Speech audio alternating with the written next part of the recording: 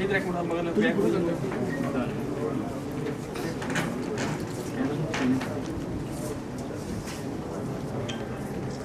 हो उस यूथ प्रति जिहड़ा साडा यूथ जिहड़ा है वो भटक रहा है और साडा यूथ जिहड़ा है साडे तो इस पंजाब तो दूर ज़्यादा दिस रहा है। क्यों जा रहा है कि पंजाब दे विच उन्हां नूं अंधकार ते उन्हां नूं हनेरा दिस रहा है। उस दे लई असीं भी चिंतत हां कि साडे धीआं पुत्त इस माड़े साए तो परे चले जान। असीं खुद उन्होंने प्रदेशों के भेज रहे हैं। 80% यूथ जिहड़ा है साडियां लड़कियां ते साडे लड़के बाहर जा रहे हैं।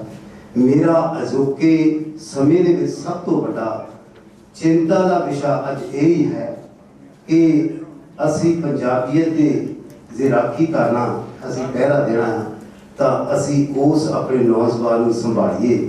असी उस नौजवानों ने रोजगार के साधन स्थापित कर लीए, असी सोर्सेस स्थापित कर लीए, असी उन्होंने नौजवानों को अपने कोल रखने वसीले जुटा रहीए, साधन जुटा रहीए। मैनू ये निरसंकोच कहना पै रहा जिस धरती दे आपां अज बैठे आ, जिस शहर दे विच बैठे आ, वो कोई वक्त सी कि नॉर्थ जोन का एक गराया शहर एक उद्योग प्रणाली के हब वजों जानिया जाता सी। अज वो हब कित्थे चले गई है, रोजगार चले गया है तो साडा यूथ जिहड़ा है उस रोजगार तो सफला होकर बाहर जा रहा है। बाहर जाके जिहड़ा सब तो जिहड़ा अलग हो गया। मेरा सब तो बड़ा जिहड़ा चिंता और विषय का अज की जिहड़ा पंजाब की बेहतरी लई जिहड़ा मेरा मुख मुद्दा हो मेरा जिहड़ा वो यूथ वाल है। बाकी का जिहड़ियां समय समय के हुकूमत सरकारां विकास दूसरिया गल्लां जिहड़ियां करदियां, परंतु मैं अपनी आम आदमी पार्टी की तरफ तो मैं अपनी पार्टी की तरफ तो एक ये विषय देखना चाहना कि इस पंजाब के विच उस यूथ की उस नौजवान की जी रूह बसे मुड़ के फिर पंजाब में जिहड़ा हैगा सी उस लीहां ते लियाइए कि एक पंजाब जिहड़ा हैगा अपनी विलक्षण छाप जिहड़ा हैगा भारत के दूजे सूबे के छड़ सकीए।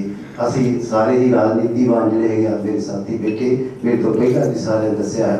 असी बाकी जिहड़े विकास दूजियां गल्लां जिहड़ियां इस डिबेट च करिए जां जदों सानूं मौका मिलेगा असी उस वक्त गल करांगे। परंतु आओ आप सारे जिहड़ा है अपने सूबे के विकास के लिए एक बड़ा योगदान पाउणा तो सब तो बड़ा योगदान जिहड़ा है वो यूथ की बेहतरी लई और यूथ के रोजगार के लिए उस सूबे चोण वजों जिहड़ा है लगाइए। इन्हां शब्दों के नाल दोबारा फिर गैनी साहब खड़ गए आ प्रेस क्लब का फिर दोबारा धन्यवाद करदा हां कि जिन्होंने सानूं जिहड़ा है इत्थे बैठ के मौका दिता कि असीं अपना जिहड़ा है पंजाबीयत पर जिहड़ा बहुत खास की धन्यवाद। साडे पत्रकार वीरां नूं मैं सल्यूट करदा कि बहुत वधिया उपराला कीता है। साडे इलाके की पूरी करीम बैठी है। जदों मेरे कोल सरदार दविंदर सिंह जी खालसा के प्रधान साहब दविंदर सुमन जी गए, इन्होंने मेरे नाल एक वचन किया कि ये जिहड़ा प्रोग्राम है फलौर हल्के दे नाल संबंधित मुद्दों के उत्ते आपां करवा रहे। मैं इसलिए उन्होंने मुद्दों के विचों दो तीन गल्लां अपना साझियां करदियां। समा बड़ा संकोचना बड़ा कीमती है। गुरु ग्रंथ साहब सच्चे पातशाह की बेअदबी हुई, उस बेअदबी के अंदर के जख्मां नूं पीड़ा ना बर्दाश्त करते हुए साडे वर्गे नॉन पोलीटिकल बंदे असीं राजनीति विच आए। भावें उस मुद्दे का पूरा साडे तुहाडे सारिਆਂ ਦੇ दिलों विच है। अज भी वो बेअदबी का मुद्दा जिउं दी त्यों उत्थे लटक रहा।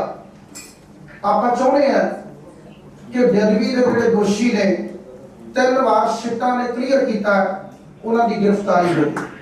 असीं इस मुद्दे को लैके मैं लोक इंसाफ पार्टी वालों अपने दिलों संजीदगी नाल काम करदा।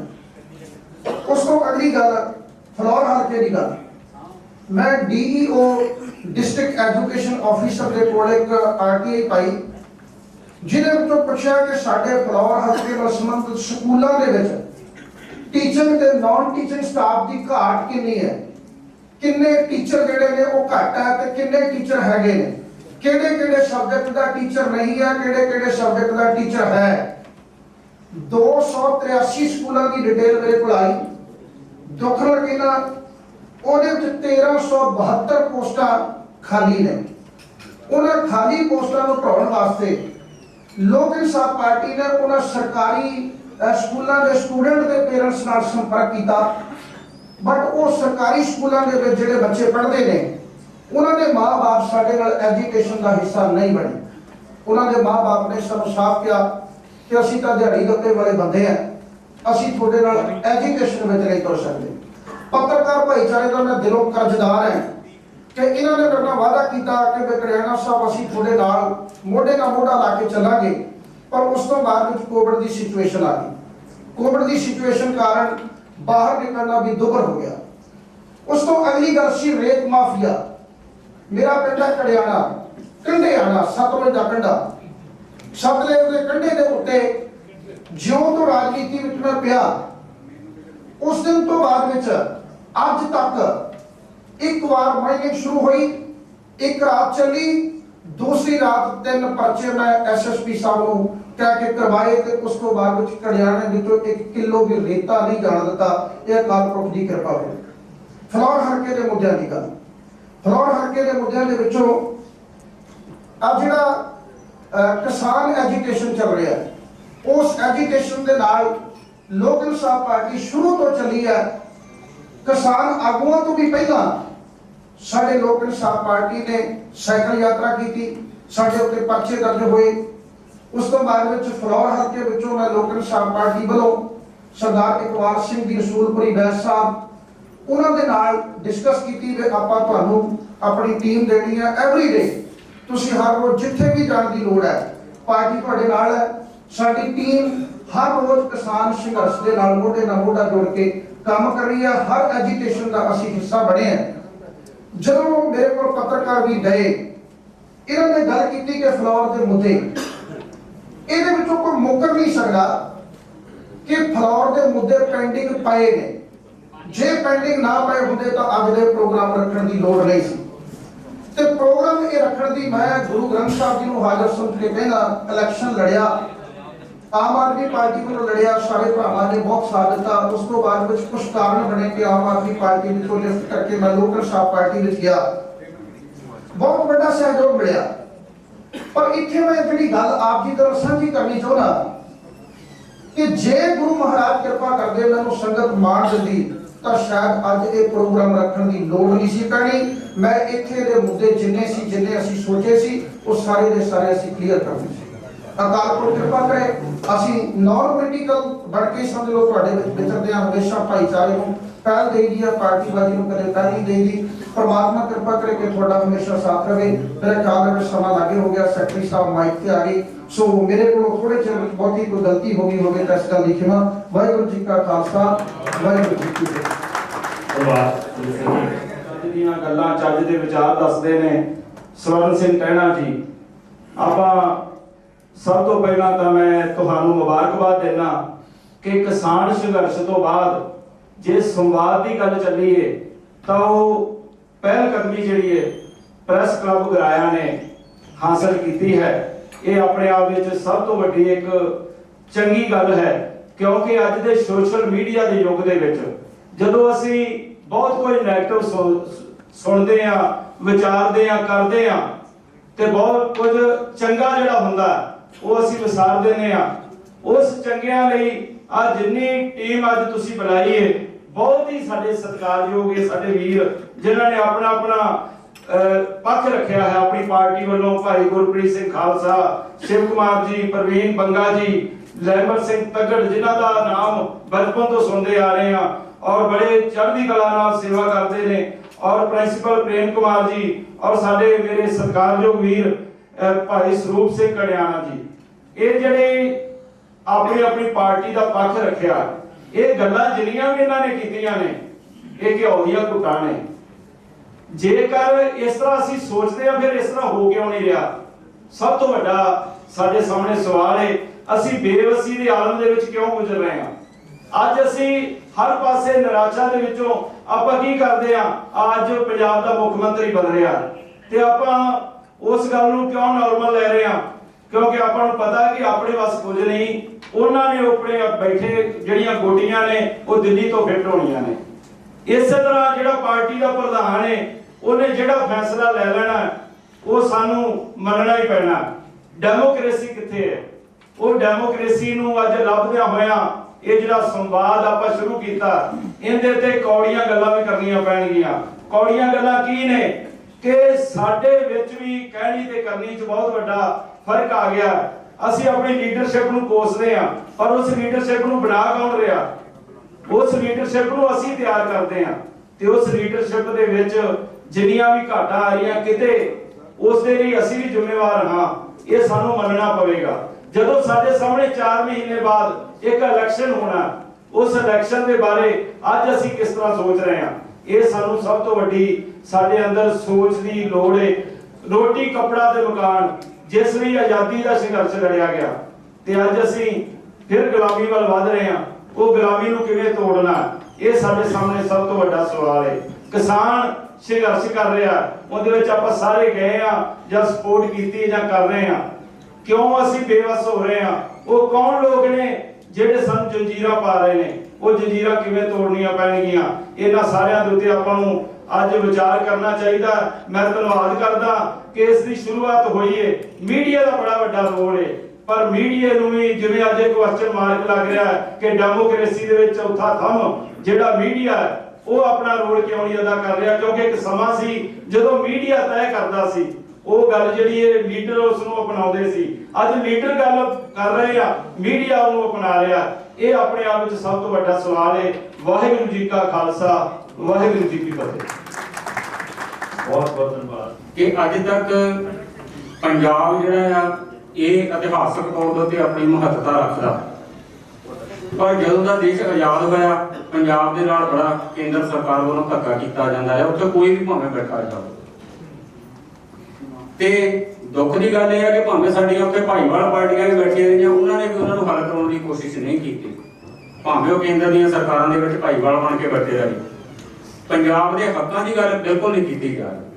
ਪੰਜਾਬ ਦੇ ਪਾਣੀਆਂ ਦੀ ਗੱਲ ਜਿਹਦੇ ਤੋਂ ਬਕਾਇਦਾ ਮੋਰਚੇ ਸ਼ੁਰੂ ਹੋਏ ਤੇ ਬਕਾਇਦਾ ਕੇਂਦਰ ਦੇ ਨਾਲ ਲੜਾਈ ਲੜੀ ਗਈ। ਅੱਜ ਤਕਰੀਬਨ ਹਰੇਕ ਪਾਰਟੀ ਵਿਸਾਰ ਚੁੱਕੀ ਹੈ। ਆਜ਼ਾਦੀ ਤੋਂ ਪਹਿਲਾਂ ਜੇ ਕੋਈ ਸਟੇਟ ਅੰਗਰੇਜ਼ਾਂ ਦੇ ਰਾਜ ਵੇਲੇ ਪਾਣੀ ਦਾ ਪੰਜਾਬ ਤੋਂ ਪਾਣੀ ਜਿਹੜਾ ਜਾਂਦਾ ਸੀ ਉਹਦੀ ਰਾਇਲਟੀ ਦਿੰਦੀ ਹੁੰਦੀ ਸੀ ਪੰਜਾਬ ਨੂੰ, ਪਰ ਹੁਣ ਅੱਜ ਦੀ ਤਰੀਕ ਪੰਜਾਬ ਦਾ ਹੱਕ ਦੀ ਗੱਲ ਕਰਨ ਵਾਲਾ ਹੀ ਕੋਈ ਨਹੀਂ ਰਹਿ ਗਿਆ। ਸਿਆਸਤ ਅਸਲ ਦੇ ਵਿੱਚ ਚਲੋ ਮੇਰਾ ਇਹ ਬੁਰਾ ਨਾ ਹੋਣ, ਮੇਰੇ ਸਾਰੇ ਭਾਈਵਾਲ ਜਾਣਕਾਰ ਹੈ। ਸਿਆਸਤ ਆਪ ਇੱਕ ਆਪਣੇ ਤੌਰ ਤੇ ਸੇਵਾ ਨਾ ਰਹਿ ਕੇ ਪੇਸ਼ਾ ਜਿਹਾ ਬਣ ਗਏ। ਇਹ ਬੁਰੀ ਗੱਲ ਹੋ ਗਈ। ਇਹ ਸੇਵਾ ਹੁੰਦੀ ਤਾਂ ਜ਼ਿਆਦਾ ਬੈਟਰ ਸੀ। ਚਲੋ ਮੈਂ ਇਹ ਗੱਲ ਕਰਦਾ ਕਿ ਪਾਣੀਆਂ ਦੀ ਗੱਲ, ਪੰਜਾਬੀ ਬੋਲੀ ਦੀ ਗੱਲ ਸਾਰੀਆਂ ਲਗਭਗ ਪਾਰਟੀਆਂ ਛੱਡ ਚੁੱਕੀਆਂ। ਬੇਅਦਬੀਆਂ ਦਾ ਮਸਲਾ ਕੜਿਆਣਾ ਜੀ ਉਹਨਾਂ ਨੇ ਉਠਾਇਆ, ਬਿਲਕੁਲ ਪਿਛਲੀ ਸਰਕਾਰ ਵੇਲੇ ਵੀ ਤੇ ਅੱਜ ਦੀ ਸਰਕਾਰ ਦੇ ਵੇਲੇ ਵੀ, ਉਦੋਂ ਵੀ ਬੇਅਦਬੀਆਂ ਹੋਈਆਂ, ਅੱਜ ਵੀ ਬੇਅਦਬੀਆਂ ਹੋ ਰਹੀਆਂ।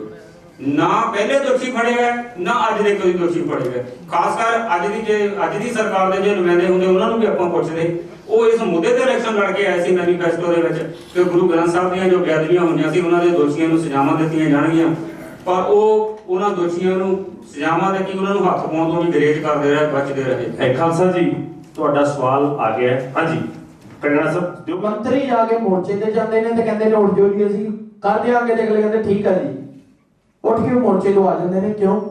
ਤੇ ਬੈਠੇ ਰਹਿੰਦੇ। ਮੌਜੂਦਾ ਸਰਕਾਰ ਆ ਗਈ, ਜੇ ਮੌਜੂਦਾ ਸਰਕਾਰ ਆ ਗਈ ਕਿੰਨੀ ਵਾਰੀ ਸਿੱਟ ਬੈਠੀ, ਸਿੱਟ ਚੋਂ ਨਿਕਲਿਆ ਕਿ ਹਾਈ ਕੋਰਟ ਦੇ ਜੱਜ ਨੇ ਉਹ ਪਰੇ ਮਾਰੀ ਸਿੱਟ ਵੀ ਕੀ ਆ, ਵਾਟ ਇਜ਼ ਦਿਸ ਬੁਲਸ਼ਿਟ। ਇਹ ਵਰਡਿੰਗ ਯੂਜ਼ ਹੋਈਆਂ ਨੇ ਸਿਰਫ ਇੱਕ ਗੱਲ ਦੇ ਉੱਤੇ ਕਿ ਹਾਂ ਵੀ ਰਾਤੀ 12 ਵਜੇ ਮੁੱਖ ਮੰਤਰੀ ਨੇ ਡੀਜੀਪੀ ਨਾਲ ਗੱਲ ਕੀਤੀ ਤੇ ਅਕਾਲੀ ਦਲ ਨੂੰ ਅਸੀਂ ਦੋਸ਼ੀ ਕਰਾ ਦਿੰਦੇ ਆ। ਸਪੈਸ਼ਲੀ ਹਾਈ ਕੋਰਟ ਦੇ ਜੱਜ ਨੇ ਔਨ ਰਿਕਾਰਡਸ ਇਹ ਚੀਜ਼ ਲਿਖੀ ਕਿ ਇਹ ਰੋਮ ਨਹੀਂ ਸੀ ਜਿਹੜਾ ਅੱਗ ਲੱਗ ਰਹੀ ਸੀ ਤੇ ਰਾਜਾ ਸੁੱਤਾ ਆਇਆ ਸੀ। ਪੰਜਾਬ ਦਾ ਮੁੱਖ ਮੰਤਰੀ ਸੀ, ਉਹਨੂੰ ਰਾਈਟ ਸੀ ਰਾਤੀ ਡੀਜੀਪੀ ਨੂੰ ਪੁੱਛਣ ਦਾ। ਉਸ ਚੀਜ਼ ਨੂੰ ਕੰਡਕਟ ਏਦਾਂ ਕਰਤਾ ਜਾਂਦਾ ਵੀ ਹਾਂ ਵੀ ਇਹਨੇ ਰਾਤੀ ਗੋਲੀ ਦੇ ਆਰਡਰ ਦਿੱਤੇ, ਪਰ ਜੇ ਅਗਲੇ ਦਿਨ ਜਿਹੜਾ ਕੋਟਕਪੂਰੇ ਵਾਲਾ ਹੁੰਦਾ ਉਹ ਅਗਲੇ ਦਿਨ ਸਵੇਰੇ ਮੋਰਚਾ ਲੱਗਦਾ ਹੈ। ਗੱਲ ਇੱਕ ਰਾਤ ਪਹਿਲੇ ਹੋ ਚੁੱਕੀ ਹੁੰਦੀ ਹੈ, ਅਗਲੇ ਦਿਨ ਸਵੇਰੇ ਮੋਰਚਾ ਲੱਗਦਾ ਹੈ। ਅਗਲੇ ਦਿਨ ਸਵੇਰੇ ਮੋਰਚਾ ਹੋਣ ਸਾਰੇ ਜੀ ਝੂਠ ਦੀਆਂ ਡਾਰਾਂ ਨਹੀਂ ਵਰਦੀਆਂ। ਜੇ ਉਹ ਗਲਤ ਸੀ, ਮੇਰੀ ਗੱਲ ਸੁਣਿਓ, ਜੇ ਉਹ ਦੋ ਗਲਤ ਸੀ, ਤੁਹਾਡੀ ਸਰਕਾਰ ਸੀ, ਤੁਸੀਂ ਉਹਨਾਂ ਨੂੰ ਕਿਉਂ ਦਿੰਦੇ ਸਜ਼ਾ? ਜਾਂ ਜਿਹੜੇ ਜਿਹਨੀ ਕੀਤੀ ਸੀ ਉਹਨੂੰ ਦੇ ਦਿੰਦੇ ਵੀ ਤੁਹਾਡਾ ਵੋਟਾਂ ਕਰਕੇ ਤੁਹਾਨੂੰ ਜਿਤਾਉਣ ਦਾ ਫਾਇਦਾ ਸਾਨੂੰ ਕੀ ਹੋਇਆ। ਮੈਂ ਤਾਂ ਵੀਰ ਜੀ ਗੱਲ ਤਾਂ ਉਹੀ ਕਰ ਰਿਹਾ ਨਾ। ਮੈਂ ਵੀਰ ਜੀ ਇੱਕ ਮਿੰਟ, ਮੈਂ ਤਾਂ ਵੀਰ ਜੀ ਇੱਕ ਮਿੰਟ, ਆ ਜਿਹੜਾ ਇੱਥੇ ਵੀ ਸਵਾਲ ਕੀਤਾ ਗਿਆ ਹੈ ਨਾ ਕਿਸਾਨੀ ਦੇ ਨਾਲ, ਤੁਸੀਂ ਮੈਨੂੰ ਇਹ ਦੱਸੋ ਤੁਸੀਂ ਪਹਿਲਾਂ ਝੂਠ ਬੋਲਦੇ ਸੀ ਜਾਂ ਹੁਣ ਝੂਠ ਬੋਲਦੇ ਆ?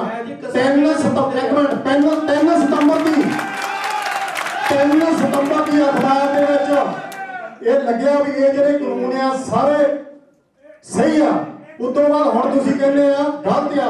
ਇਹ ਦੱਸੋ ਤੁਸੀਂ ਪਹਿਲਾਂ ਝੂਠ ਬੋਲਦੇ ਸੀ ਜਾਂ ਹੁਣ ਸੱਚ ਬੋਲਦੇ, ਜਾਂ ਪਹਿਲਾਂ ਸੱਚ ਸੀ ਜਾਂ ਹੁਣ ਝੂਠ ਆ? ਅਸੀਂ ਪਹਿਲੇ ਦੇ ਯਕੀਨ ਕਰੀਏ ਜਾਂ ਦੂਜੇ ਤੇ? ਦੱਸੋ ਜੀ। ਇੱਕ ਮਿੰਟ ਜੀ, ਵੀਰ ਜੀ ਤੁਹਾਡਾ ਸਵਾਲ ਆ ਗਿਆ ਕਿ ਆਪਾਂ ਕਮੇਟੀ ਦੀ ਕਿਰਪਾਲਤਾ ਕਰੋ। ਬੈਠ ਜਾਓ, ਬੈਠ ਜਾਓ। ਖਾਲਸਾ ਜੀ ਇੱਕ ਮਿੰਟ ਜੀ, ਸਾਰਿਆਂ ਜਿੰਨੇ ਵੀ ਹਾਜ਼ਰ ਨੇ ਆਪਾਂ ਦੇਖੋ, ਆਪਾਂ ਜਿਹੜਾ ਸਵਾਲ ਆ ਇਹਨੂੰ ਪਹਿਲਾਂ ਬੇਨਤੀ ਕੀਤੀ ਸੀ ਵੀ ਆਪਾਂ ਸੱਭਿਅਕ ਭਾਸ਼ਾ ਦੇ ਵਿੱਚ ਪਿਆਰ ਦੇ ਨਾਲ ਆਪਾਂ ਜਿਹੜਾ ਸਵਾਲ ਜਿਹੜਾ ਆ ਉਹਨੂੰ ਨੇਪਰੇ ਚਾੜਨਾ ਹੈ। ਤੁਹਾਡਾ ਸਵਾਲ ਆ ਦੇਖੋ ਸਾਰਿਆਂ ਨੇ ਕੋਈ ਅਸੀਂ ਕਿਸੇ ਦਾ ਇਹ ਵਿਤਕਰਾ ਨਹੀਂ, ਹਰੇਕ ਨੂੰ ਮੌਕਾ ਦਿੱਤਾ ਜਾਊਗਾ, ਪਰ ਜਿਹੜੀ ਆਪਣੀ ਭਾਸ਼ਾ ਆ ਠੀਕ ਹੈ ਸਿੰਘ ਸਾਹਿਬ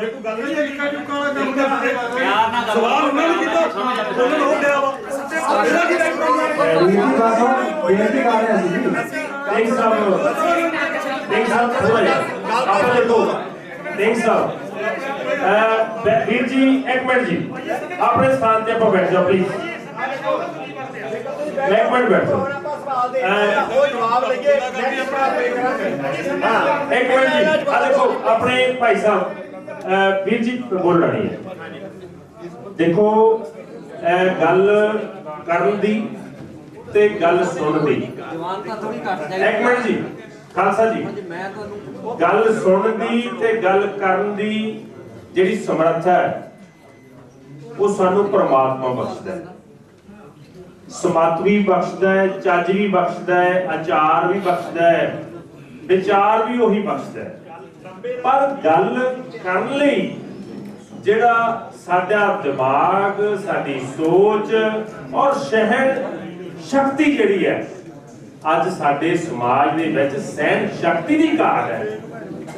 ਜੇ ਅਸੀਂ ਆਪਣੀ ਗੱਲ ਨੂੰ, ਆਪਣੇ ਵਿਚਾਰ ਨੂੰ, ਆਪਣੇ ਸਵਾਲ ਨੂੰ ਪਿਆਰ ਨਾਲ ਹੀ ਨਹੀਂ ਕਰ ਸਕੇ। ਇੱਕ ਮਿੰਟ ਜੀ, ਆਪਣੇ ਭਾਈ ਸਾਹਿਬ ਬ੍ਰਦਰ ਹੀਰ ਸਾਹਿਬ, ਭਾਈ ਸਾਹਿਬ ਨੂੰ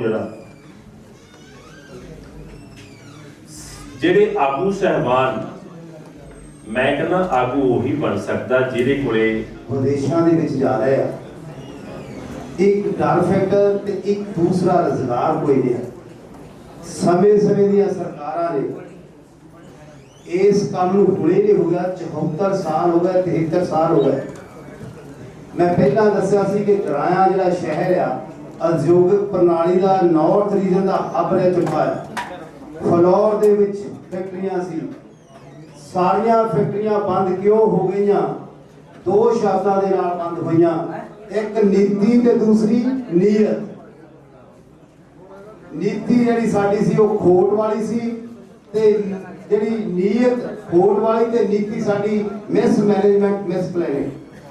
ਸਾਡੇ ਨਾਲ ਕੱਲੀ ਸੂਬਾ ਸਰਕਾਰਾਂ ਨੇ ਨਹੀਂ, ਸਾਡੇ ਨਾਲ ਕੇਂਦਰ ਨੇ ਵੀ ਧੱਕਾ ਕੀਤਾ ਹੈ। ਅੱਜ ਦੇ ਸਮੇਂ ਦੇ ਵਿੱਚ ਕਿਸੇ ਨੇ ਉਦਯੋਗ ਲਾਉਣਾ ਆ ਤਾਂ ਸੈਂਟਰ ਗਵਰਨਮੈਂਟ ਨੇ, ਸਾਡੇ ਜਿਹੜੇ ਪਹਾੜੀ ਰਾਜਾਂ ਆ, ਚਾਹੇ JNK ਆ ਤੇ ਚਾਹੇ ਜਿਹੜਾ ਹਿਮਾਚਲ ਆ, ਸਾਰੀ ਫੈਕਟਰੀ ਸਾਰਾ ਜੋ ਜਿਹੜਾ ਪੱਦੀ ਦੇ ਵਿੱਚ ਤੇ ਉਧਰ ਜਿਹੜਾ ਪਠਾਨਕੋਟ ਤੋਂ ਅੱਗੇ, ਲਖਨਪੁਰ ਤੋਂ ਅੱਗੇ ਜਿਹੜਾ ਜਾ ਚੁੱਕਾ। ਸਬਸਿਡੀ ਦਿੰਦੇ ਆ, ਟੈਕਸ ਫ੍ਰੀ ਦਿੰਦੇ ਹੈਗੇ ਆ, ਠੀਕ ਹੈ ਕਿ ਜਿਸ ਕਰਕੇ ਭੱਜਿਆ ਹੈਗਾ। ਤੇ ਸਾਡਾ ਜਿਹੜਾ ਸੂਬਾ ਆ, ਸੂਬੇ ਨੇ ਕੋਈ ਉਸ ਤੇ ਜਿਹੜਾ ਹੈਗਾ ਆ ਕੋਈ ਗੌਰ ਹੀ ਨਹੀਂ ਕੀਤਾ, ਉਹਨੂੰ ਭਜਾਉਣ ਦੇ ਵਿੱਚ ਸਗੋਂ ਆਪ ਜਿਹੜਾ ਹੈਗਾ ਯੋਗਦਾਨ ਪਾਇਆ ਹੈਗਾ।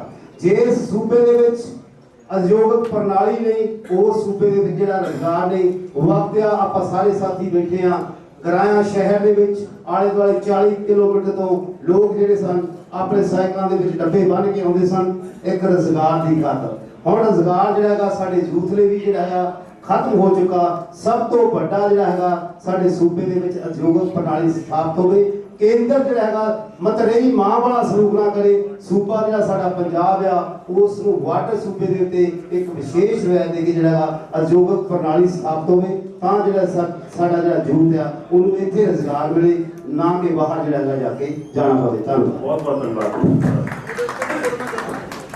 ਪੰਜਾਬ ਦੀ ਅਰਥ ਵਿਵਸਥਾ ਨੂੰ ਦਰੁਸਤ ਕਰਨ ਵਾਸਤੇ ਕਿਹੜੀ ਪਾਰਟੀ ਦੇ ਕੋਲ ਕੀ ਪ੍ਰੋਗਰਾਮ ਨੇ, ਬੜੇ ਸੌਖੇ ਸ਼ਬਦਾਂ ਵਿੱਚ ਵੀਰ ਜੀ ਨੇ ਦੱਸਿਆ। ਮੈਂ ਲੋਕ ਇਨਸਾਫ ਪਾਰਟੀ ਤੋਂ ਆਪਣਾ ਪੱਖ ਰੱਖਣਾ ਚਾਹੁੰਦਾ। ਜੇ ਅਸੀਂ ਝਾਰਖੰਡ ਦੇ ਕੋਲੋਂ ਕੋਲਾ ਖਰੀਦਿਆ ਤਾਂ ਮੁੱਲ ਖਰੀਦਿਆ, ਅਸੀਂ ਪੈਸੇ ਲੈਂਦੇ ਆ। ਰਾਜਸਥਾਨ ਤੋਂ ਅਸੀਂ ਸਟੋਨ ਪੱਥਰ ਲੈਂਦੇ ਆ, ਅਸੀਂ ਮੁੱਲ ਲੈਂਦੇ ਆ। ਜੇ ਅਸੀਂ ਕਿਸੇ ਹੋਰ ਸਟੇਟ ਕੋਲੋਂ ਕੋਈ ਚੀਜ਼ ਲੈਂਦੇ ਅਸੀਂ ਮੁੱਲ ਲੈਂਦੇ, ਪਰ ਪੰਜਾਬ ਦਾ ਪਾਣੀ ਕੋਡੀਆਂ ਦੇ ਭਾਅ ਜਾ ਰਿਹਾ ਹੈ। ਪੰਜਾਬ ਦੇ ਕੋਲ ਇੱਕੋ ਇੱਕ ਚੀਜ਼ ਆ ਜਿਹੜੀ ਸ਼ੇਅਰ ਕੀਤੀ ਜਾ ਸਕਦੀ ਹੈ, ਉਹ ਪੰਜਾਬ ਦੇ ਪਾਣੀ ਦੀ ਜਿਹੜੀ 16 ਲੱਖ ਪਲੱਸ ਪੇਮੈਂਟ ਰਾਜਸਥਾਨ ਦੀ ਤਰਫ ਹੈ। 16 ਲੱਖ ਪਲੱਸ ਪੰਜਾਬ ਦਾ ਕਰਜ਼ਾ ਨਹੀਂ ਹੈਗਾ। ਪੰਜਾਬ ਦਾ ਸਾਰਾ ਕਰਜ਼ਾ ਉਤਾਰ ਕੇ ਪੰਜਾਬ ਦੇ ਵਿੱਚ ਵਧੀਆ ਇੰਡਸਟਰੀਆਂ, ਪੰਜਾਬ ਦੇ ਵਿੱਚ ਵਧੀਆ ਫੈਕਟਰੀਆਂ, ਪੰਜਾਬ ਦੇ ਵਿੱਚ ਪ੍ਰਾਈਵੇਟ ਸਕੂਲਾਂ ਦੇ ਨਾਲੋਂ ਚੰਗੇ ਸਰਕਾਰੀ ਸਕੂਲ, ਪੰਜਾਬ ਦੇ ਵਿੱਚ ਪ੍ਰਾਈਵੇਟ ਹਸਪਤਾਲਾਂ ਨਾਲੋਂ ਵਧੀਆ ਹਸਪਤਾਲ ਬਣਾਏ ਜਾ ਸਕਦੇ ਆ। ਸੈਕਿੰਡ ਇਸੇ ਮੇਰੇ ਆਨਸਰ ਦਾ ਪਾਰਟ ਹੈਗਾ ਕਿ ਦੂਸਰੇ ਨੰਬਰ ਤੇ ਰਾਜਸਥਾਨ ਵਿੱਚ ਜੇ ਕੋਈ ਬੰਦਾ ਨੌਕਰੀ ਮੰਗਦਾ ਹੈ ਤਾਂ ਉਹ 1585 ਉਹਨਾਂ ਦਾ ਕਾਨੂੰਨ ਹੈ ਕਿ 85 ਬੰਦੇ, ਜੇ 100 ਬੰਦੇ ਦੀ ਉਹਨਾਂ ਨੂੰ ਨੀਡ ਹੈ ਤਾਂ 100 ਬੰਦਾ ਉਹਨਾਂ ਨੇ ਜੇ ਨੌਕਰੀ ਤੇ ਰੱਖਣਾ ਹੈ, ਉਹਨਾਂ ਵਿੱਚੋਂ 85 ਬੰਦੇ ਰਾਜਸਥਾਨ ਦੇ ਹੋਣਗੇ ਤੇ 15 ਬੰਦੇ ਅਦਰ ਸਟੇਟ ਦੇ ਹੋਣਗੇ। ਹਿਮਾਚਲ ਦੇ ਵਿੱਚ 25-75 ਦਾ ਅੰਕੜਾ ਚੱਲਦਾ ਹੈ ਕਿ ਜੇਕਰ ਹਿਮਾਚਲ ਦੇ ਵਿੱਚ ਕਿਸੇ ਨੇ ਨੌਕਰੀ ਲੈਣੀ ਹੈ 75 ਬੰਦੇ ਉੱਥੇ ਹਿਮਾਚਲ ਦੇ ਲੱਗਣਗੇ, 25 ਬੰਦੇ ਅਦਰ ਸਟੇਟ ਦੇ ਲੱਗਣਗੇ। ਜੰਮੂ ਕਸ਼ਮੀਰ ਦੇ ਅੰਦਰ 65-35 ਦਾ ਅੰਕੜਾ ਚੱਲਦਾ ਹੈ। ਸਾਡੇ ਪੰਜਾਬ ਦੇ ਅੰਦਰ ਇਦਾਂ ਦਾ ਕੋਈ ਅੰਕੜਾ ਨਹੀਂ ਬਣਿਆ। ਪੰਜਾਬ ਵਿੱਚ ਕੋਈ ਇੰਡਸਟਰੀ ਲੱਗਦੀ ਆ, ਪੰਜਾਬ ਦੇ ਵਿੱਚ ਕੋਈ ਫੈਕਟਰੀ ਲੱਗਦੀ ਆ। ਅਸੀਂ ਧੰਨਵਾਦ ਕਰਦੇ ਹਾਂ ਕਿ ਆਪਣੇ ਬਿਹਾਰ ਵਾਲੇ ਜਿਹੜੇ ਆਉਂਦੇ ਨੇ ਕਰਿੰਦੇ, ਅਸੀਂ ਉਹਨਾਂ ਦੇ ਦੁਖੀ ਨਹੀਂ ਹੈ, ਪਰ ਪੰਜਾਬ ਦੇ ਕਰਮਚਾਰੀਆਂ ਦੀ ਜਦੋਂ ਲਿਸਟ ਬਣਦੀ ਆ ਉਹਦੇ ਵਿੱਚ ਪੰਜਾਬ ਦੇ ਨੌਜਵਾਨਾਂ ਨੂੰ, ਪੰਜਾਬ ਦੀਆਂ ਪੜ੍ਹੀਆਂ ਲਿਖੀਆਂ ਭੈਣਾਂ ਨੂੰ, ਪੰਜਾਬ ਦੇ ਪੜ੍ਹੇ ਲਿਖੇ ਬੱਚਿਆਂ ਨੂੰ ਛੱਡ ਦਿੱਤਾ ਜਾਂਦਾ।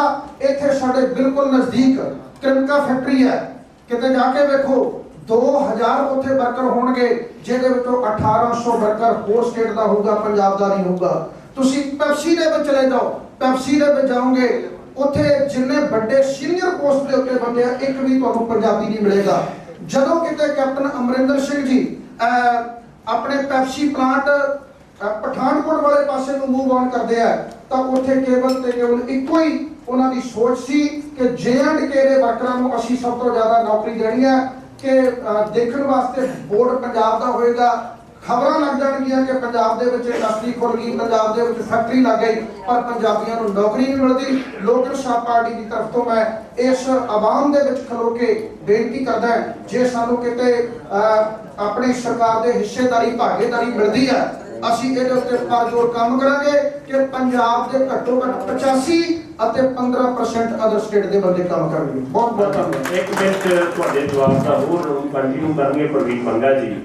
ਆਰਥਿਕ ਆਜ਼ਾਦੀ ਦੀ ਗੱਲ ਹੋਈ ਹੈ, ਸਾਥੀਆਂ ਨੇ ਇਹ ਗੱਲ ਕੀਤੀ ਹੈ ਰੋਜ਼ਗਾਰ ਦੇ ਲਈ ਆਰਥਿਕ ਤੌਰ ਤੇ ਮਜ਼ਬੂਤ ਕਰਨ ਦੇ ਲਈ, ਜਿੱਥੇ ਪਬਲਿਕ ਸੈਕਟਰ ਨੂੰ ਮਜ਼ਬੂਤ ਕਰਨ ਦੀ ਲੋੜ ਹੈ, ਉੱਥੇ ਜੋ ਕੜੈਣਾ ਸਾਹਿਬ ਨੇ ਗੱਲ ਕੀਤੀ ਹੈ ਉਹ ਅੱਜ ਬਹੁਜਨ ਸਮਾਜ ਪਾਰਟੀ ਸ਼੍ਰੋਮਣੀ ਅਕਾਲੀ ਦਲ ਦੇ ਏਜੰਡੇ ਨੇ ਆਪਣੇ 13 ਨੁਕਾਤੀ ਪ੍ਰੋਜੈਕਟ ਕਲੀਅਰ ਕੀਤਾ ਹੈ ਕਿ ਆਉਣ ਵਾਲੇ ਸਮੇਂ ਜਿੱਥੇ ਇੰਡਸਟਰੀ ਡਿਵੈਲਪ ਕੀਤੀ ਜਾਏਗੀ, ਉਸ ਇੰਡਸਟਰੀ ਵਿੱਚ ਜਿਹੜੇ ਨੇ 75% ਜਿਹੜੇ ਨੌਜਵਾਨਾਂ ਨੂੰ ਜਿਹੜਾ ਰੋਜ਼ਗਾਰ ਪਹਿਲ ਦੇ ਆਧਾਰ ਤੇ ਜਿਹੜਾ ਪੰਜਾਬੀ ਨੌਜਵਾਨਾਂ ਨੂੰ ਦਿੱਤਾ ਜਾਏਗਾ, ਤਾਂ ਜੋ ਪੰਜਾਬ ਵਿੱਚ ਨੌਜਵਾਨਾਂ ਚੋਂ ਜਿਹੜੀ ਹੈ ਰੋਜ਼ਗਾਰ ਉਹਨਾਂ ਦੇ ਮੌਕੇ ਦਿੱਤੇ ਜਾਣ। ਔਰ ਏਜੰਡੇ ਨੇ ਲਕਸ਼ ਰੱਖਿਆ ਹੈ ਆਉਣ ਵਾਲੇ ਸਮੇਂ ਵਿੱਚ ਅਸੀਂ 10 ਲੱਖ ਨੌਜਵਾਨਾਂ ਨੂੰ ਪ੍ਰਾਈਵੇਟ ਉਸ ਇੰਡਸਟਰੀ ਦੇ ਵਿੱਚ ਪ੍ਰਾਇੋਰਟੀ ਬੇਸ ਤੇ, ਜਿਸ ਤਰ੍ਹਾਂ ਕੜੈਣਾ ਜੀ ਨੇ ਗੱਲ ਕੀਤੀ ਹੈ ਕਿ 75% ਜਿਹੜਾ ਉਸ ਏਜੰਡੇ ਦੇ ਮੁਤਾਬਕ ਜਿਹੜਾ ਨੌਜਵਾਨਾਂ ਨੂੰ ਰੋਜ਼ਗਾਰ ਦੇ ਕੇ ਡਿਵੈਲਪ ਕੀਤਾ ਜਾਊਗਾ। ਔਰ ਵੱਡੀ ਗੱਲ ਜਿਹੜੀ ਹੈ ਪੰਜਾਬ 'ਚ ਪਬਲਿਕ ਸੈਕਟਰ ਨੂੰ ਮਜ਼ਬੂਤ ਕਰਨ ਦੇ ਲਈ ਜਿਹੜੀ ਹੈ ਏਜੰਡੇ 'ਚ ਰੱਖੀ ਹੋਈ ਹੈ। ਇਸ ਕਰਕੇ ਜਿਹੜਾ ਅਸੀਂ ਯੂਪੀ 'ਚ ਕਰਕੇ ਦਿਖਾਇਆ ਹੈ, ਆਉਣ ਵਾਲੇ ਸਮੇਂ 'ਚ ਅਗਰ ਪੰਜਾਬ ਦੇ ਲੋਕਾਂ ਨੇ ਇਹ ਸ਼ੀਵਾ ਦਿੱਤਾ ਜਾਏ ਗੱਠਜੋੜ ਨੂੰ, ਤਾਂ ਅਸੀਂ ਪੰਜਾਬ 'ਚ ਇਹਨੂੰ ਡਿਵੈਲਪ ਕਰਕੇ ਦਿਖਾਵਾਂਗੇ। ਧੰਨਵਾਦ। ਬਹੁਤ ਬਹੁਤ ਧੰਨਵਾਦ ਜੀ। ਇੱਕ ਮਿੰਟ ਬੇਨਤੀ ਸਟੇਜ ਦੇ ਵਿੱਚ ਪੁੱਛਣਾ ਚਾਹਾਂਗਾ ਵੀ ਚਾਹੇ ਕਾਂਗਰਸ ਦੀ ਸਰਕਾਰ ਆ ਚਾਹੇ ਅਕਾਲੀਆਂ ਦੀ ਸਰਕਾਰ ਆ, ਵੀ ਕਿਸੇ ਵੀ ਸਰਕਾਰ ਨੇ ਲਾਹੌਰ ਹਲਕੇ ਦੇ ਵਿੱਚ ਇੰਟਰਨੈਸ਼ਨਲ ਲੈਵਲ ਦਾ ਸਟੇਡੀਅਮ ਬਣਾਇਆ ਹੋ ਤਾਂ ਦੱਸੋ। ਤੁਸੀਂ ਕਹਿੰਦੇ ਵੀ ਅਸੀਂ ਸਪੋਰਟਸ ਦੇ ਵਿੱਚ ਆਹ ਕਰਤਾ ਉਹ ਕਰਤਾ, ਕੋਈ ਵੀ ਸਰਕਾਰ, ਸਾਰਿਆਂ ਨੂੰ ਸਵਾਲ ਆ ਮੇਰਾ ਵੀ ਅਸੀਂ ਸਾਡੀ ਸਰਕਾਰ ਨੇ ਸਪੋਰਟਸ ਲਈ ਕਬੱਡੀ ਕੱਪ ਕਰਦਾ, ਇਹ ਕਰਦਾ, ਮੈਂ ਕਿਸੇ ਨੂੰ ਪ੍ਰੋਪਰ ਹੀ ਟਾਰਗੇਟ ਨਹੀਂ ਕਰਦਾ। ਪਰ ਫਿਰ ਵੀ ਕਿਉਂ ਆਪਣੇ ਪੰਜਾਬੀਆਂ ਜਾਂ ਭਾਰਤੀਆਂ ਨੂੰ 올림픽 ਦੇ ਵਿੱਚ ਇੱਕ ਇੱਕ ਮੈਡਲ ਲਈ ਤਰਸਣਾ ਪੈਂਦਾ, ਉੱਥੇ ਅਮਰੀਕਾ ਵਾਲੇ 155 ਮੈਡਲ ਲੈ ਜਾਂਦੇ ਨੇ। ਦੱਸੋ ਜੀ। ਸਭ ਤੋਂ ਮੈਂ ਦੂਸਰਾ ਸਵਾਲ ਵੀ ਨਾਲ ਹੀ ਕਰ ਦਿੰਦਾ ਵੀ ਤੁਸੀਂ ਕਹਿੰਦੇ ਸੀ ਵੀ ਸਾਡੀ ਸਰਕਾਰ ਨੇ ਆਪਣਾ ਗਠਬੰਧਨ ਤੋੜਤਾ, ਵੀ ਉਹ ਬਿੱਲ ਵਧੀਆ ਨਹੀਂ ਸੀਗੇ। ਜੇ ਵਧੀਆ ਨਹੀਂ ਸੀਗੇ ਤੁਸੀਂ ਤੋਮਰ ਸਾਹਿਬ ਨੂੰ ਚੰਡੀਗੜ੍ਹ ਲਿਆ ਕੇ ਕਿਉਂ ਗਿਆ ਵੀ ਇਹ ਬਿੱਲ ਵਧੀਆ ਨੇ, ਕਿਸਾਨਾਂ ਦੇ ਹੱਕ ਵਿੱਚ ਨੇ? ਦੱਸੋ। ਮੈਂ ਇਹੀ ਗੱਲ ਕਰ ਰਿਹਾ ਸੀਗਾ, ਅਦੋਕਾਂ ਨੇ ਟੋਕ ਤਾਂ ਕਿ ਵੀ ਆਪਾਂ ਦੇਖਦੀ ਕਰਨਾ ਚਾਹੀਏ। ਉਸ ਗੱਲ ਨੂੰ ਕੰਟੀਨਿਊ ਕਰਦੇ ਹੋਏ ਮੈਂ ਫੇਰ ਗੱਲ ਕਰਦਾ। ਔਨ ਰਿਕਾਰਡਸ ਮੇਰੇ ਨਾਲ ਭਾਈ ਸਾਹਿਬ ਵੀ ਬੈਠੇ ਨੇ ਆਮ ਆਦਮੀ ਪਾਰਟੀ ਦੇ, ਅਕਸਰ ਭਗਵੰਤ ਮਾਨ ਦੀ ਗੱਲ ਵੀ ਕਰਦੇ ਰਹਿੰਦੇ ਨੇ। ਇਹਨਾਂ ਨੂੰ ਇੱਕ ਗੱਲ ਪਤਾ ਹੈ, ਜਿਨ੍ਹਾਂ ਨੂੰ ਵੀ ਤੁਸੀਂ ਸਾਰੇ ਔਨ ਰਿਕਾਰਡਸ ਲੋਕ ਸਭਾ ਦੇ ਵਿੱਚ ਜਦੋਂ ਕੋਈ ਐਮਪੀ ਕੋਈ ਗੱਲ ਕਰਦਾ ਵਿਦਆਊਟ ਐਨੀ ਫੈਕਟਸ ਕੋਈ ਹਵਾ ਚ ਕਰ ਨਹੀਂ ਹੁੰਦੀ। ਸਹਿਮਤ ਹੋ ਜੀ?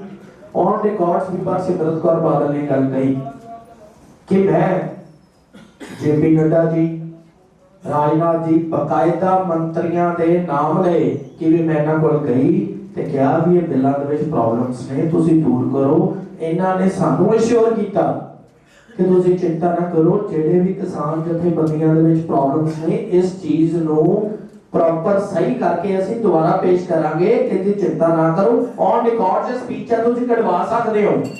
ਐਮਐਸਪੀ ਨੂੰ ਅਸ਼ੋਰ ਕਰਨ ਦੇ ਲਈ ਅਸੀਂ ਤੋਮਰ ਸਾਹਿਬ ਦੇ ਉੱਤੇ ਪ੍ਰੈਸ਼ਰ ਪਾਇਆ। ਉਹਨਾਂ ਨੇ ਕਿਹਾ ਵੀ ਐਮਐਸਪੀ ਅਸ਼ੋਰ ਹੈ। ਜੋ ਕਿਸਾਨ ਜਥੇਬੰਦੀਆਂ ਵੱਲੋਂ ਇੱਕ ਸੈਕਿੰਡ ਲੈਟ ਮੀ ਕੰਪਲੀਟ, ਜੋ ਕਿਸਾਨ ਜਥੇਬੰਦੀਆਂ ਵੱਲੋਂ ਸਵਾਲ ਸੀਗੇ ਅਸੀਂ ਉੱਪਰ ਜਾ ਕੇ ਪੁੱਛਦੇ ਸੀਗੇ, ਜੋ ਜਵਾਬ ਸੀਗਾ ਅਸੀਂ ਲਿਆ ਕੇ ਦੇ ਦਿੰਦੇ ਸੀਗੇ। ਤੇ ਕੀ ਉਹਦੇ ਵਿੱਚ ਅਸੀਂ ਗਲਤ ਕਰਦੇ ਸੀ? ਅਖੀਰ ਦੇ ਵਿੱਚ ਲੱਗਾ ਵੀ ਉਹਨਾਂ ਨੇ ਸਾਨੂੰ ਅੰਧੇਰੇ 'ਚ ਰੱਖ ਕੇ ਲੋਕ ਸਭਾ ਦੇ ਵਿੱਚ ਬਿੱਲ ਆਉਂਦੇ ਸੀ ਆਊਟ ਆ ਕੇ ਵੀ ਨਹੀਂ ਜੀ, ਵੀ ਅਸੀਂ ਨਹੀਂ ਨਾਲ, ਕਿਉਂਕਿ ਤੁਸੀਂ ਇੱਕਦਮ ਲੈਣਾ। ਮੈਂ ਤਾਂ ਬਾਰ-ਬਾਰ ਕਹੀ ਜਾਂਦਾ ਵੀ ਉਹਨਾਂ ਨੇ ਰਾਜ ਸਭਾ ਜੋ ਬਿੱਲ ਪਾਸ ਕਰਵਾ ਲਏ ਜਿਨ੍ਹਾਂ ਨੇ ਉਹਨਾਂ ਦੀ ਮੈਜੋਰਟੀ ਨਹੀਂ ਸੀ, ਉਹਦੇ ਲੋਕ ਸਭਾ ਦੇ ਵਿੱਚ ਅਸੀਂ ਕੀ ਕਰ ਲੈਣਾ ਸੀ? ਤੁਸੀਂ ਔਨ ਰਿਕਾਰਡ ਦੀ ਗੱਲ ਕਰਦੇ ਆ। ਔਨ ਰਿਕਾਰਡ ਅਖਬਾਰਾਂ ਦੀਆਂ ਸੁਰਖੀਆਂ ਨੇ ਜਿਹਦੇ ਸਿਮਰਤ ਕੌਰ ਬਾਦਲ ਨੇ ਕਿਹਾ ਵੀ ਇਹ ਪੰਜਾਬ ਦੇ ਹੱਕ ਵਿੱਚ ਨੇ ਬਿੱਲ। ਅਖਬਾਰਾਂ ਦੀਆਂ ਸੁਰਖੀਆਂ ਬਾਰ-ਬਾਰ ਕਹੀ ਜਾਂਦੇ, ਬਾਰ-ਬਾਰ ਕਹੀ ਜਾਂਦਾ ਇਟਸ ਔਨ ਰਿਕਾਰਡਸ। ਅਸੀਂ ਤਾਂ ਬਾਰ-ਬਾਰ ਕਹਿ ਰਹੇ ਹਾਂ ਵੀ ਤਦ ਤੱਕ ਸਾਨੂੰ ਅਸ਼ੋਰ ਕੀਤਾ ਜਾ ਰਿਹਾ ਸੀਗਾ ਕਿ ਇਹਨਾਂ ਦੇ ਵਿੱਚ ਅਸੀਂ ਤਰੁੱਟੀਆਂ ਲਿਆ ਕੇ ਦੂਰ ਕਰਾਂਗੇ, ਤਦ ਤੱਕ ਅਸੀਂ ਡਿਫੈਂਡ ਕਰ ਰਹੇ ਸੀ। ਜਦੋਂ ਤਰੁੱਟੀਆਂ ਦੂਰ ਨਹੀਂ ਹੋਈਆਂ ਅਸੀਂ ਬਾਹਰ ਆ ਗਏ। ਮਿਹਰਬਾਨੀ ਜੀ, ਅਗਲਾ ਸਵਾਲ ਜੀ। ਧੰਨਵਾਦ ਖਾਲਸਾ ਜੀ। ਹਾਂਜੀ ਪ੍ਰਧਾਨ ਜੀ, ਮੈਂ ਇਹ ਗੱਲ ਕਹਿਣੀ ਚਾਹੁੰਦਾ 2013 ਦੇ ਵਿੱਚ ਇਹ ਅਕਾਲੀ ਦਲ ਦੀ ਸਰਕਾਰ ਦੇ ਵਿੱਚ ਇਹ ਜਿਹੜਾ ਕੰਟਰੈਕਟ ਫਾਰਮਿੰਗ ਦਾ ਕਾਨੂੰਨ ਸੀ ਇਹ ਬਣਾਇਆ ਗਿਆ ਸੀਗਾ, ਤੇ ਹੁਣ 8 ਸਾਲ ਬਾਅਦ ਇਹ ਹੁਣ ਸਰਕਾਰ ਨੇ ਹਰਸਿਮਰਤ ਬਾਦਲ ਨੇ ਅਕਾਲੀ ਦਲ ਨੇ ਇਸ ਕਾਨੂੰਨ ਦਾ ਵਿਰੋਧ ਕਰ ਰਿਹਾ ਆ। ਇਹ ਡਰਾਮਾ ਕਾਹਦੇ ਭਾਜੀ? ਰੋਡਵੇ ਜੇ 8 ਸਾਲ ਪਹਿਲਾਂ ਬਣ ਗਿਆ ਹੋਇਆ ਸੀਗਾ ਤਾਂ ਤਦ ਤੱਕ ਕਿਸੇ ਕਿਸਾਨ ਜਥੇਬੰਦੀ ਨੇ ਫਿਰ ਅਪੋਜ਼ ਕਿਉਂ ਨਹੀਂ ਕੀਤਾ? ਭਾਜੀ ਅਪੋਜ਼ ਕਿਉਂ ਨਹੀਂ ਕੀਤਾ? ਤਦ ਤੱਕ ਤੁਸੀਂ ਉਸ ਕੰਟਰੈਕਟ ਫਾਰਮਿੰਗ ਨੂੰ ਇਟ ਮੀਨਸ ਐਕਸੈਪਟ ਕਰ ਚੁੱਕੇ ਸੀ। ਤਦ ਤੱਕ ਤੁਸੀਂ ਉਹਨਾਂ ਕੰਟਰੈਕਟਸ ਚੱਲ ਰਹੇ ਸੀਗੇ, ਇਟ ਮੀਨਸ ਤੁਹਾਡੇ ਹਿੱਤਾਂ ਦੇ ਵਿੱਚ ਸੀਗੇ।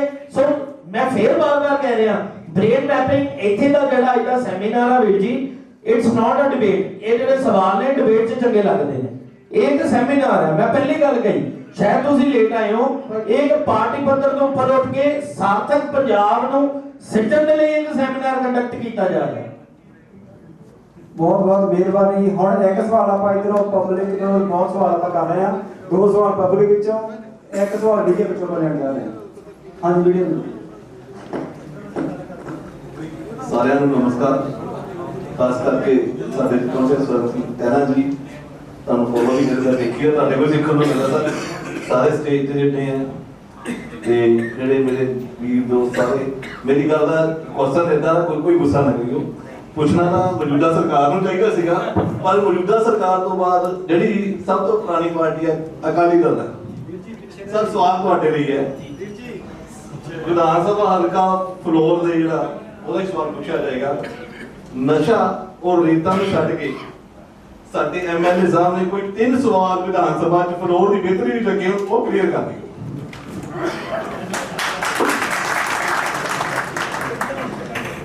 ਕੁਦਰਤੀ ਫੈਕਟਸ ਮੇਰੇ ਕੋਲ ਨੇ। ਸਵਾਲ ਜਿਹੜਾ ਪੁੱਛਦਾ ਹੈ ਬੜਾ ਵਧੀਆ ਸੀ। ਸ੍ਰੀ ਬਲਦੇਵ ਖਹਿਰਾ ਜੀ ਵੱਲੋਂ ਇੱਕ ਸਵਾਲ ਪੁੱਛਿਆ ਗਿਆ 2678 ਸ੍ਰੀ ਬਲਦੇਵ ਖਹਿਰਾ 2678 ਨੰਬਰ ਕੁਐਸਚਨ ਕਿ ਕੀ ਸਥਾਨਕ ਸਰਕਾਰ ਮੰਤਰੀ ਕਿਰਪਾ ਕਰਕੇ ਦੱਸਣਗੇ ਕਿ ਕੀ ਸਰਕਾਰ ਨਗਰ ਨਿਗਮ ਫਲੋਰ ਜ਼ਿਲ੍ਹਾ ਜਲੰਧਰ ਨੂੰ ਇੱਕ ਫਾਇਰ ਬ੍ਰਿਗੇਡ ਦੇਣੀ ਸੀ। ਕਿਸ ਤਵੀਜ਼ ਦੇ ਵਿਚਾਰ ਕਰ ਰਹੀ ਹੈ? ਜੇਕਰ ਅਜਿਹਾ ਹੋਵੇ ਤੇ ਕਦੋਂ ਤੱਕ? ਮੌਜੂਦਾ ਸਰਕਾਰ ਦੇ ਤੇ ਨੁਮਾਇੰਦੇ ਨਹੀਂ ਬੈਠੇ। ਇਹ ਬ੍ਰਹਮ ਮਹਿੰਦਰਾ ਲੋਕਲ ਗਵਰਨਮੈਂਟ ਮਿਨਿਸਟਰ ਨੇ ਕਿਹਾ ਵੀ ਨਹੀਂ ਜੀ, ਮੌਜੂਦਾ ਸਰਕਾਰ ਨੇ ਇੱਕ ਵੀ ਫਾਇਰ ਬ੍ਰਿਗੇਡ ਦੇਣ ਤੋਂ ਫਲੋਰ ਹਲਕੇ ਨੂੰ ਨਾ ਕਰ ਦਿੱਤੀ। ਉਸ ਤੋਂ ਬਾਅਦ ਦੂਜਾ ਸਵਾਲ ਪੁੱਛਿਆ ਗਿਆ 2677 ਨੰਬਰ ਕਿ ਬਲਦੇਵ ਸਿੰਘ ਖਹਿਰਾ ਜੀ ਵੱਲੋਂ ਕਿ ਜਿਹੜੀ ਫਲੋਰ ਤੋਂ ਸੁਲਤਾਨਪੁਰ ਲੋਧੀ ਸਾਹਿਬ ਦੀ ਸੜਕ ਹੈ ਉਹਦਾ ਨਿਰਮਾਣ ਕਦੋਂ ਤੱਕ ਕੀਤਾ ਜਾਏਗਾ? ਉਹਨਾਂ ਨੇ ਜਵਾਬ ਅੱਗੋਂ ਵਿਜੇ ਇੰਦਰ ਸਿੰਗਲਾ ਜੀ ਵੱਲੋਂ ਇਹ ਆਇਆ ਕਿ 12 ਮਹੀਨੇ ਦੇ ਇਹ ਸਵਾਲ ਪੁੱਛਿਆ ਗਿਆ ਸੀਗਾ ਫਰਵਰੀ 2019 ਨੂੰ 2020 ਨੂੰ 2019 ਨੂੰ ਉਹਨਾਂ ਨੇ ਕਿਹਾ ਜੀ ਵੀ 16/10/2019 ਨੂੰ 12 ਮਹੀਨੇ ਦੀ ਬੁਨਿਆਦ ਦੇ ਵਿੱਚ ਮੁਕੰਮਲ ਕਰਕੇ ਅਲਾਟ ਕਰ ਦਿੱਤਾ ਜਾਏਗਾ, ਜੋ ਹਜੇ ਤੱਕ ਨਹੀਂ ਹੋਇਆ। ਉਸ ਤੋਂ ਬਾਅਦ ਅਗਲਾ ਕਹਿ ਦਿੱਤਾ ਗਿਆ 30/9/2020 ਨੂੰ ਇਹਦਾ ਕੰਪਲੀਟ ਕਰਤਾ ਜਾਏਗਾ ਦੂਜਾ ਭਾਗ, ਉਹ ਵੀ ਕੰਪਲੀਟ ਨਹੀਂ ਹੋਇਆ। ਉਸ ਤੋਂ ਬਾਅਦ ਬਕਾਇਦਾ ਫਿਰ ਇੱਕ ਸਵਾਲ ਪੁੱਛਿਆ ਗਿਆ 2699 ਨੰਬਰ ਕਿ ਰਾਜ ਸਰਕਾਰ ਵੱਲੋਂ ਮਾਰਚ 2027 ਤੋਂ ਮਿਤੀ ਹਲੇ ਤੱਕ ਜਿਹੜੇ ਫੰਡ ਸੀਗੇ ਜਿਹੜੇ ਫਲੋਰ ਹਲਕੇ ਦੇ ਵਿੱਚ ਲੱਗਦੇ ਰਹੇ ਉਹ ਫੰਡਸ ਲੱਗਦੇ ਰਹੇ ਜੋ ਪਹਿਲੇ ਅਲਾਟ ਹੋ ਚੁੱਕੇ ਹੋਏ ਸੀ। ਮੌਜੂਦਾ ਸਰਕਾਰ ਨੇ ਸਿਰਫ ਅੱਗੇ ਰਿਬਨ ਕੱਟੇ, ਕੰਮ ਸ਼ੁਰੂ ਹੋ ਚੁੱਕੇ ਸੀ, ਫੰਡਸ ਅਲਾਟ ਹੋ ਚੁੱਕੇ ਸੀ, ਸਭ ਕੁਝ ਹੋ ਚੁੱਕਾ ਸੀ, ਔਨ ਰਿਕਾਰਡਸ, ਕੋਈ ਹਵਾ 'ਚ ਗੱਲ ਨਹੀਂ। ਇਹ ਵੀ ਉਹਨਾਂ ਨੇ ਸਵਾਲ ਪੁੱਛਿਆ। ਉਸ ਤੋਂ ਬਾਅਦ ਮਾਈਨਿੰਗ ਦੀ ਗੱਲ ਕੀਤੀ ਕਿ ਕੀ ਮਾਈਨਿੰਗ ਦੇ ਜੋਲਾਂ ਦੇ ਮੰਤਰੀ ਕਿਰਪਾ ਕਰਕੇ ਦੱਸਣਗੇ ਕਿ ਲਸਾੜੇ ਤੋਂ ਸੰਗਤਪੁਰ ਜ਼ਿਲ੍ਹਾ ਜਲੰਧਰ ਤੱਕ ਰੇਤੇ ਦੀਆਂ ਮਨਜ਼ੂਰਸ਼ੁਦਾ ਖੱਡਾਂ ਦੀ ਗਿਣਤੀ ਕਿੰਨੀ ਹੈ ਅਤੇ ਖੇਤਰ ਵਿੱਚ ਦੇਖੋ ਕਿੰਨੀ ਇਲੀਗਲ ਮਾਈਨਿੰਗ ਇਸ ਹਲਕੇ ਦੇ ਵਿੱਚ ਹੁੰਦੀ ਰਹੀ। ਮੌਜੂਦਾ ਨੁਮਾਇੰਦਾ ਨਹੀਂ ਕੋਈ ਆਇਆ, ਉਹ ਦੱਸ ਸਕਦਾ। ਮੇਰਾ ਸਵਾਲ ਹੈ ਕਿ ਇੱਥੇ ਗੱਲ ਫਲੋਰ ਦੀ ਹੋ ਰਹੀ ਹੈ, ਜਿਹੜੀਆਂ ਪਾਰਟੀਆਂ ਦੇ ਫਲੋਰ ਤੋਂ ਲੋਕਲ ਲੀਡਰ ਨਹੀਂ ਜਵਾਬ ਦੇ ਸਕਦੇ, ਉਹਨਾਂ ਦੇ ਕੋਲ ਕੋਈ ਯੋਗ ਲੀਡਰ ਨਹੀਂ ਆ ਜਿਹੜੇ ਕਿ ਬਾਹਰੋਂ ਆਏ ਆ। ਦੂਜਾ ਸਵਾਲ, ਅਕਾਲੀ ਦਲ ਨੇ ਇਹ ਕਿਹਾ ਕਿ ਅਸੀਂ ਡਿਵੈਲਪਮੈਂਟ ਬਹੁਤ ਕੀਤੀ ਹੈ। ਜਦੋਂ ਘਰ ਦਾ ਲਾਣੇਦਾਰ ਕਹੇ ਵੀ ਮੈਂ ਬਹੁਤ ਘਰ ਦਾ ਬਣਾ ਦਿੱਤਾ ਤੇ ਸਾਰੇ ਟੱਬਰ ਨੂੰ ਕਾਜੇ ਦੇ ਵਿੱਚ ਡਬੋ ਦੇਵੇ, ਕੀ ਉਸ ਨੂੰ ਡਿਵੈਲਪਮੈਂਟ ਕਹਿੰਦੇ ਆ? ਤੀਜਾ ਸਵਾਲ ਫਲੋਰ ਤੋਂ, ਦੋਨਾਂ ਪਾਰਟੀਆਂ ਨੇ ਰਾਜ ਕੀਤਾ ਗਰਾਇਆਂ ਦੇ ਵਿੱਚ ਔਰ ਫਲੋਰ ਦੇ ਵਿੱਚ ਬੱਸ ਅੱਡੇ ਦੀ ਸਹੂਲਤ ਨਹੀਂ ਦੇ ਸਕੇ, ਕੀ ਇਹ ਜਾਇਜ਼ ਆ? ਚੌਥਾ ਸਵਾਲ, ਸਰਦਾਰ ਪ੍ਰਕਾਸ਼ ਸਿੰਘ ਬਾਦਲ ਗੰਨਾ ਮਿਲ ਫਗਵਾੜਾ ਦੇ ਉੱਤੇ ਧਰਨਾ ਲੱਗਾ ਹੋਇਆ ਸੀ, ਉਹ ਚੇਤੀ ਉਹਦੇ ਵਿੱਚ ਆਏ ਸੀ ਕਿ ਉਹਨਾਂ ਨੂੰ ਸਵਾਲ ਕੀਤਾ ਸੀ ਕਿ ਭਾਈ ਜਸਵੰਤ ਸਿੰਘ ਜੀ ਖਾਲੜਾ, ਭਾਈ ਗੁਰਦੇਵ ਸਿੰਘ ਜੀ ਕੌਂਕੇ, ਉਹਨਾਂ ਦੀ ਜਿਹੜੀ ਸ਼ਹਾਦਤ ਹੋਈ ਹੈ, ਉਹਨਾਂ ਦੇ ਜਿਹੜੇ ਹੈਗੇ ਆ ਕੇਸ ਤੁਸੀਂ ਕੱਢ ਕੇ ਤੇ ਦੋਸ਼ੀਆਂ ਨੂੰ ਸਜ਼ਾਵਾਂ ਦੇਵਾਂਗੇ। ਉਹਨਾਂ ਨੇ ਕਿਹਾ ਕਿ ਸਾਡੀ ਸਰਕਾਰ ਬਣਾਓ ਤੇ ਅਸੀਂ ਜ਼ਰੂਰ ਸਜ਼ਾਵਾਂ ਦੇਵਾਂਗੇ। ਕੀ ਦਰਸ਼ਨ ਸਿੰਘ ਹੈਡ ਕਾਂਸਟੇਬਲ ਨੇ ਸਾਰਾ ਹੂਬ ਬਿਆਨ ਕਰ ਦਿੱਤਾ? ਬੈਂਕ ਸਾਹਿਬ ਦੀ ਬੇਨਤੀ ਸਿਰਫ ਦੋ ਸਵਾਲ ਜਿਹੜੇ ਆ ਉਹ ਪਬਲਿਕ ਦੇ ਤੌਰ ਤੇ ਕਰ ਸਕਦੇ ਆ, ਪਰ ਥੋੜੇ ਸ਼ੇਰ ਹੋ ਚੁੱਕੇ ਆ ਤੇ ਮੁਸ਼ਕਲ ਹੋਊਗਾ ਬਹੁਤ ਜ਼ਿਆਦਾ ਆਪਣਾ ਟਾਈਮ ਨਾ ਦੇਣਾ। ਹਾਂਜੀ ਜਵਾਬ ਜੀ। ਫਲੋਰ ਹਲਕੇ ਦੇ ਵਿੱਚ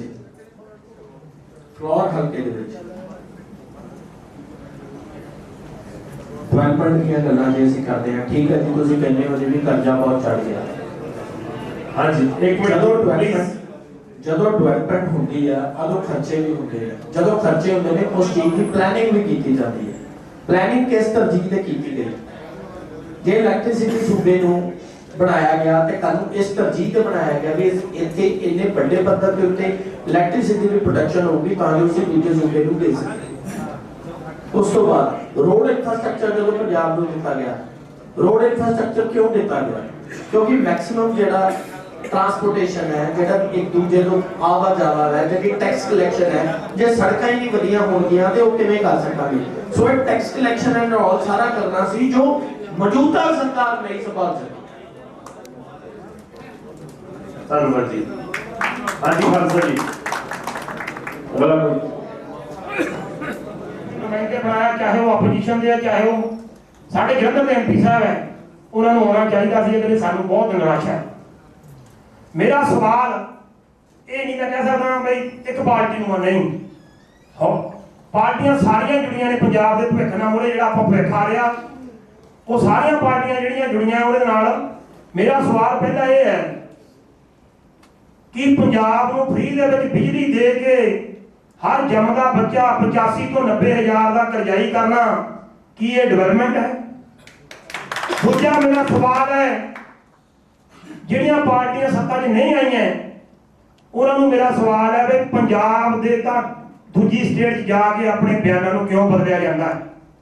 ਪੰਜਾਬ 'ਚ ਪੰਜਾਬ ਦੇ ਹੱਕਾਂ ਦੀ ਗੱਲ, ਦੂਜੀ ਸਟੇਟ 'ਚ ਉਸ ਸਟੇਟ ਦੇ ਹੱਕਾਂ ਦੀ ਗੱਲ, ਪੰਜਾਬ ਦੇ ਉਲਟ। ਜਿਹੜੀ ਮੈਂ ਇੱਕ ਬਹੁਤ ਹੀ ਮੇਰੇ ਮਨ 'ਚ ਇੱਕ ਸਵਾਲ ਹੈ, ਜਿਹੜੀ ਕਿ ਸਾਡੀ ਬੀਐਸਪੀ ਬਹੁਜਨ ਸਮਾਜ ਪਾਰਟੀ ਜਿਹਦੇ ਸਿਧਾਂਤ ਡਾਕਟਰ ਭੀਮ ਰਾਓ ਅੰਬੇਦਕਰ ਤੇ ਕਾਂਸ਼ੀ ਰਾਮ ਜੀ ਦੇ ਸਿਧਾਂਤ ਸੀਗੇ, ਪਰ ਮੈਂ ਉਹ ਨੁਮਾਇੰਦਿਆਂ ਨੂੰ ਪੁੱਛਣਾ ਚਾਹੁੰਦਾ ਜਿਹੜਾ ਅਕਾਲੀ ਦਲ ਨਾਲ ਕੰਪਰੋਮਾਈਜ਼ ਹੋਇਆ ਕਿ ਜਿਹੜਾ ਉਹਦੇ ਤੇ ਜੋ ਅਕਾਲੀ ਦਲ ਨੇ ਹੁਣ ਤਾਈਂ ਪਿੱਛੇ ਤਾਈਂ ਕੀਤਾ, ਜੇ ਆਪਾਂ ਭਵਿੱਖ ਸਵਾਰਨਾ ਪਿਛਲਾ ਯਾਦ ਰੱਖਣਾ ਪਊਗਾ। ਤੁਸੀਂ ਦੱਸੋ ਵੀ ਜੋ ਹੁਣ ਤੱਕ ਪਿੱਛੇ ਅਕਾਲੀ ਦਲ ਗਵਰਨਮੈਂਟ ਨੇ ਕੀਤਾ ਹੈ ਉਹਦੇ ਨਾਲ ਜਿਹੜਾ ਤੁਹਾਡਾ ਹੁਣ ਸੰਬੰਧ ਹੈ ਕਿ ਉਹ ਬਾਬਾ ਰਾਓ ਅੰਬੇਦਕਰ ਤੇ ਕਾਂਸ਼ੀ ਰਾਮ ਜੀ ਦੇ ਸਿਧਾਂਤਾਂ ਤੇ ਖਰਾ ਉਤਰਦਾ? ਇਹ ਮੇਰੀ ਬੇਨਤੀ ਹੈ ਵੀ ਇਹਦਾ ਜਵਾਬ ਜ਼ਰੂਰ ਦਿਓ, ਗੱਲ ਨੂੰ ਗੋਲ ਨਾ ਕਰੇ। ਸਾਥੀ ਜਿਹੜੇ ਵੀ ਜਵਾਬ ਦੇਣਗੇ ਧੰਨਵਾਦ।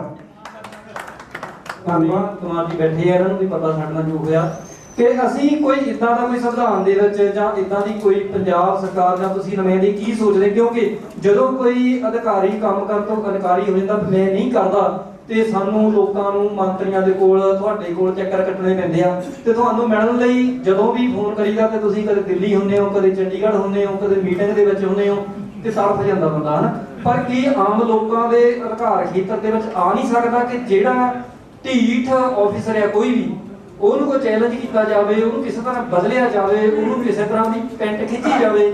ਇਦਾਂ ਦਾ ਕੋਈ ਸਾਡੇ ਕੋਲ ਅਧਿਕਾਰ ਆ ਸਕਦਾ? ਤੁਸੀਂ ਕੀ, ਜੇ ਸਰਕਾਰ ਤੁਹਾਡੀ ਆਉਂਦੀ ਆ, ਇਸ ਸੰਬੰਧ ਵਿੱਚ ਕਦੇ ਸੋਚੋਗੇ ਜਾਂ ਪਹਿਲਾਂ ਕਦੇ ਸੋਚਿਆ ਸੀ? ਬਹੁਤ ਬਹੁਤ ਧੰਨਵਾਦ। ਦੇਖੋ ਇੱਕ ਗੱਲ ਤਾਂ ਬੜੀ ਕਲੀਅਰ ਹੈ ਕਿ ਸਭ ਤੋਂ ਵੱਧ ਸਵਾਲ ਅਕਾਲੀ ਦਲ ਦਾ ਹੀ ਹੈ, ਤਾਂ ਜੋ ਸਭ ਤੋਂ ਜ਼ਿਆਦਾ ਆਸਾ ਹੀ ਅਕਾਲੀ ਦਲ ਤੇ, ਤਾਂ ਹੀ ਸਵਾਲ ਸਭ ਤੋਂ ਜ਼ਿਆਦਾ ਸੋ ਯਾਰ ਮੈਂ ਤੁਹਾਡੀ ਗੱਲ ਨਾਲ ਵੀ ਸਹਿਮਤ ਹਾਂ ਬਹੁਤ ਜ਼ਿਆਦਾ ਕਿ ਕਈ ਵਾਰੀ ਇਹੋ ਜਿਹੇ ਐਡਮਿਨਿਸਟ੍ਰੇਸ਼ਨ ਦੇ ਵਿੱਚ ਵੀ ਇਹੋ ਜਿਹਾ ਆ ਗਿਆ ਐਡਮਿਨਿਸਟ੍ਰੇਸ਼ਨ ਆ ਗਿਆ ਵੀ ਜਿਹਨੂੰ ਤੁਸੀਂ ਕਰਦੇ ਹੋ ਇਹ ਕੋਈ ਵੀ ਨਾ ਵੀ ਇਹ ਕੰਮ ਹੀ ਨਹੀਂ ਕਰਦਾ। ਯੂ ਹੈਡ ਅ ਪ੍ਰੋਵੀਜ਼ਨ ਇਨ ਦਾ, ਇੱਕ ਹਰ ਸਰਕਾਰ ਦੇ ਵਿੱਚ ਇੱਕ ਪ੍ਰੋਵੀਜ਼ਨ ਹੁੰਦੀ ਹੈ, ਤੁਸੀਂ ਲਿਖਤੀ ਸ਼ਿਕਾਇਤ ਕਰ ਸਕਦੇ ਹੋ। ਸਾਡੇ ਕੋਲ ਸਵਰਨ ਸਿੰਘ ਜੀ ਟਹਿਣਾ ਜੋ ਅਚੇਚੇ ਤੌਰ ਤੇ ਸਾਡੇ ਇੱਥੇ ਆਏ ਨੇ, ਆਪਾਂ ਉਹਨਾਂ ਨੂੰ ਸੁਣੀਏ।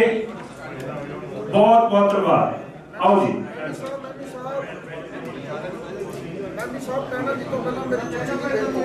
ਹੈਲੋ ਜੀ, ਇੱਕ ਮੈਂ ਛੋਟੀ ਜਿਹੀ ਬੇਨਤੀ ਆ, ਅਸੀਂ ਕੋਈ ਮਿਨੋਰਟੀ ਦਾ ਮਸਲਾ ਲੈ ਕੇ ਆਏ ਸੀ, ਅੱਜ ਇੱਥੇ ਸਵਾਲ ਸਾਨੂੰ ਟਾਈਮ ਨਹੀਂ ਦਿੱਤਾ ਜਾਣਾ, ਇਹ ਮਿਨੋਰਟੀ ਦੇ ਹੱਕਾਂ ਦਾ ਧੱਕਾ ਕੀਤਾ ਗਿਆ। ਅਸੀਂ ਚਾਹੁੰਦੇ ਸੀ ਮਿਨੋਰਟੀ ਦੀ ਗੱਲ ਰੱਖੀਏ ਇੱਥੇ।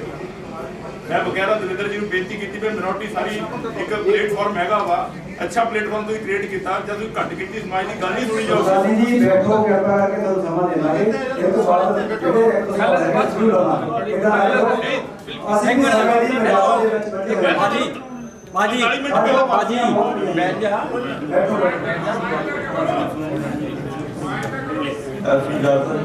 ਸਾਰਿਆਂ ਨੂੰ ਬਿਠਾ ਦਿਓ। ਬਹੁਤ ਹੀ ਸਤਿਕਾਰਯੋਗ ਪ੍ਰਧਾਨਗੀ ਮੰਡਲ ਦੇ ਵਿੱਚ ਬੈਠੀਆਂ ਮੁੱਖ ਸ਼ਖਸੀਅਤਾਂ,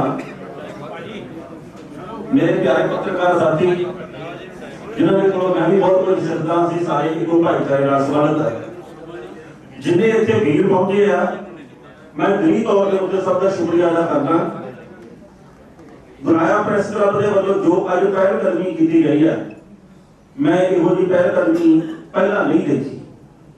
ਮੈਂ ਇਹਦੇ ਲਈ ਸਾਰਿਆਂ ਨੂੰ ਮੁਬਾਰਕਬਾਦ ਦਿੰਦਾ ਬਹੁਤ ਹੋਰ ਵਿਸ਼ਿਆਂ ਦੇ ਉੱਤੇ ਪ੍ਰੋਗਰਾਮ ਹੁੰਦੇ ਰਹਿੰਦੇ ਆ, ਪਰ ਆਮੋ ਸਾਹਮਣੇ ਸੰਵਾਦ ਵਾਲਾ ਜਿਹੜਾ ਪ੍ਰੋਗਰਾਮ ਆ ਤੇ ਸਵਾਦ ਵਾਲਾ ਪ੍ਰੋਗਰਾਮ ਉਹ ਅੱਜ ਹੀ ਹੋਇਆ। ਚੰਗੀ ਗੱਲ ਆ। ਮੈਨੂੰ ਇੱਕ ਸਾਥੀ ਨੇ ਜਦੋਂ ਮੈਂ ਬਾਹਰ ਮੋਟਰਸਾਈਕਲ ਆਇਆ ਆਪਣਾ, ਮੈਨੂੰ ਕਹਿੰਦੇ ਮੋਟਰਸਾਈਕਲ ਤੇ ਆਏ ਹੋ? ਮੈਂ ਕਿਹਾ ਜੋ ਅਸੀਂ ਬੋਲਦੇ ਕਾਰ ਹੋਣੀ ਚਾਹੀਦੀ ਹੈ। ਮੈਂ ਨਹੀਂ ਕਹਿੰਦਾ ਮੋਟਰਸਾਈਕਲ ਵਾਲੇ ਬੰਦੇ ਗਲਤ ਆ, ਸਾਈਕਲ ਵਾਲੇ, ਮੇਰੇ ਕੋਲ ਸਾਈਕਲ ਸੀ, ਹੁਣ ਮੋਟਰਸਾਈਕਲ ਆ। ਕਾਰਾਂ ਵਾਲਿਆਂ ਦਾ ਵੀ ਸਤਿਕਾਰ ਆ, ਤੁਰ ਕੇ ਆਉਣ ਵਾਲਿਆਂ ਦਾ ਵੀ ਸਤਿਕਾਰ ਆ। ਪਰ ਗੱਲ ਅਸਲ ਦੇ ਵਿੱਚ ਇਹ ਆ ਬਈ ਨਿੱਕੀਆਂ ਨਿੱਕੀਆਂ ਗੱਲਾਂ ਦੇ ਵਿੱਚੋਂ ਬਹੁਤ ਵੱਡੇ ਅਰਥ ਨਿਕਲਦੇ ਆ। ਮੇਰਾ ਭਾਂਜਾ ਨਾਲ ਆਇਆ 12-13 ਵਰ੍ਹਿਆਂ ਦਾ ਨਵਨੀਤ ਸਿੰਘ ਇੱਧਰ ਬੈਠਾ, ਮੈਨੂੰ ਕਹਿੰਦਾ ਮਾਮਾ ਆਪਾਂ ਕਿਹੜੇ ਪ੍ਰੋਗਰਾਮ 'ਚ ਚੱਲੇ ਆ? ਮੈਂ ਕਿਹਾ ਪੁੱਤ ਅੱਜ ਨਾ ਨੇਤਾਵਾਂ ਦੇ ਨਾਲ ਸਿੱਧੀ ਗੱਲਬਾਤ ਹੋਣੀ ਹੈ। ਮੈਨੂੰ ਕਹਿੰਦਾ ਤੂੰ ਲੜ ਪੈਂਦੇ ਹੁੰਦੇ ਟੀਵੀ ਤੇ। ਮੈਂ ਕਿਹਾ ਨਹੀਂ, ਇਹ ਸਿਆਣੀ ਹੈ ਤੇ ਧੰਨਵਾਦ, ਬਹੁਤ ਮਿਹਰਬਾਨੀ। ਬਹੁਤ ਚੰਗਾ ਲੱਗਾ ਸਵਾਲ ਤਿੱਖੇ ਹੋਏ। ਇਹਨਾਂ ਸਵਾਲਾਂ ਨੂੰ ਸੁਣ ਕੇ ਮੈਨੂੰ ਇਉਂ ਲੱਗਿਆ ਵੀ ਚਾਨਣ ਦੀ ਲਕੀਰ ਹਾਇ ਹੈਗੀ ਆ, ਚਾਰੇ ਪਾਸੇ ਤੋਂ ਹਨੇਰਾ ਨਹੀਂ ਹੈ। ਹੋਰ ਵੀ ਚੰਗਾ ਲੱਗੂਗਾ ਵੀ ਜੇਕਰ ਆਪਾਂ ਜਿਹੜੇ ਅੱਜ ਸਵਾਲ ਕਰਦੇ ਆ ਇਹ ਵੋਟਾਂ ਤੋਂ 15 ਦਿਨ ਪਹਿਲਾਂ ਵੀ ਚੇਤੇ ਰੱਖੀਏ। 15 ਦਿਨ ਪਹਿਲਾਂ ਮੈਂ ਕਿਸੇ ਪਾਰਟੀ ਦੇ ਖਿਲਾਫ ਨਹੀਂ, ਸਾਰੀਆਂ ਪਾਰਟੀਆਂ ਦੇ ਨੇਤਾਗਣ ਸਾਡੇ ਸਤਿਕਾਰਯੋਗ ਆ। ਅਸੀਂ ਚਾਹੁੰਦੇ ਹਾਂ ਕਿ ਤੁਸੀਂ ਪੰਜਾਬ ਦਾ ਭਲਾ ਕਰੋ। ਮੈਂ ਪੱਤਰਕਾਰ ਬਾਅਦ ਦੇ ਵਿੱਚ ਪਹਿਲਾਂ ਪੰਜਾਬ ਦਾ ਇੱਕ ਵੋਟਰ ਹਾਂ। ਮੈਂ ਵੋਟਰ ਦੇ ਤੌਰ ਦੇ ਉੱਤੇ ਵੀ ਕੁਝ ਗੱਲਾਂ ਕਹਿਣੀਆਂ। ਬਾਬਾ ਨਜ਼ਮੀ ਸਾਹਿਬ ਨੇ ਕੁਝ ਲਿਖਿਆ, ਬਹੁਤ ਕੁਝ ਲਿਖਿਆ, ਮੇਰੇ ਚੇਤੇ ਪੈਣੇ 4-17 ਕਿ ਹੱਕ ਜਦੋਂ ਮੈਂ ਜੀਣ ਦਾ ਮੰਗਾ ਤਾਂ ਪੱਥਰ ਮਾਰੇ ਜਾਂਦੇ ਨੇ, ਮਰ ਜਾਵਾਂ ਤਾਂ ਮੇਰੇ ਉੱਤੇ ਫੁੱਲ ਖਿਲਾਰੇ ਜਾਂਦੇ ਨੇ। ਕੋਈ ਨਾ ਜਾਵੇ ਮੈਂ ਤੇ ਜਾਣਾ, ਪੁੱਛਣ ਸ਼ਹਿਰ ਦੇ ਹਾਕਮ ਨੂੰ ਔਰ ਤੇਰੇ ਸਿਰ ਦੇ ਉੱਤੋਂ ਸਾਡੇ ਸਿਰ ਕਿਉਂ ਵਾਰੇ ਜਾਂਦੇ? ਜਿਹੜੇ ਇਸ ਵਕਤ ਬਾਰਡਰਾਂ ਦੇ ਉੱਤੇ ਬੈਠੇ ਆ ਸਾਡੇ ਕਿਸਾਨ ਭੈਣ ਵੀਰ, ਮਜ਼ਦੂਰ ਭੈਣਾਂ ਵੀਰ, ਉਹਨਾਂ ਦੇ ਲਈ ਇੱਕ ਜ਼ੋਰਦਾਰ ਤਾੜੀ ਹੋਣੀ ਚਾਹੀਦੀ। ਅਸੀਂ ਕੋਈ ਬੇਬੁਰੇ ਨਹੀਂ ਜਿਹੜੇ ਇਹ ਕਹਿ ਲਈਏ ਵੀ ਇਹ ਨਸਲਵਾਦੀ ਹਨ, ਇਹ ਖਾਲਿਸਤਾਨੀ ਹਨ, ਇਹ ਅੱਤਵਾਦੀ ਹਨ, ਇਹ ਫੰਡੀਆਂ ਵਾਲੇ ਹਨ, ਇਹ ਤਾਂ ਭੇਜੇ ਹੋਏ ਹਨ। ਅਸੀਂ ਜਾਣਦੇ ਆ ਕਿ ਵੱਟ ਦੇ ਉੱਤੋਂ ਧਾਕ ਖੋਦ ਕੇ ਆਪਦੇ ਪਸ਼ੂਆਂ ਨੂੰ ਪਾਉਣਾ ਤੇ ਨਾ ਔਖਾ। ਜਿਨ੍ਹਾਂ ਦੇ ਖੇਤਰ ਦੇ ਵਿੱਚ ਜਾਂਦੇ ਆ ਉਹ ਸਾਨੂੰ ਝੱਲਦੇ ਆ, ਸਾਡਾ ਸਹਿਯੋਗ ਦਿੰਦੇ, ਅਸੀਂ ਉਹਨਾਂ ਦਾ ਧੰਨਵਾਦ ਕਰਦੇ ਆ।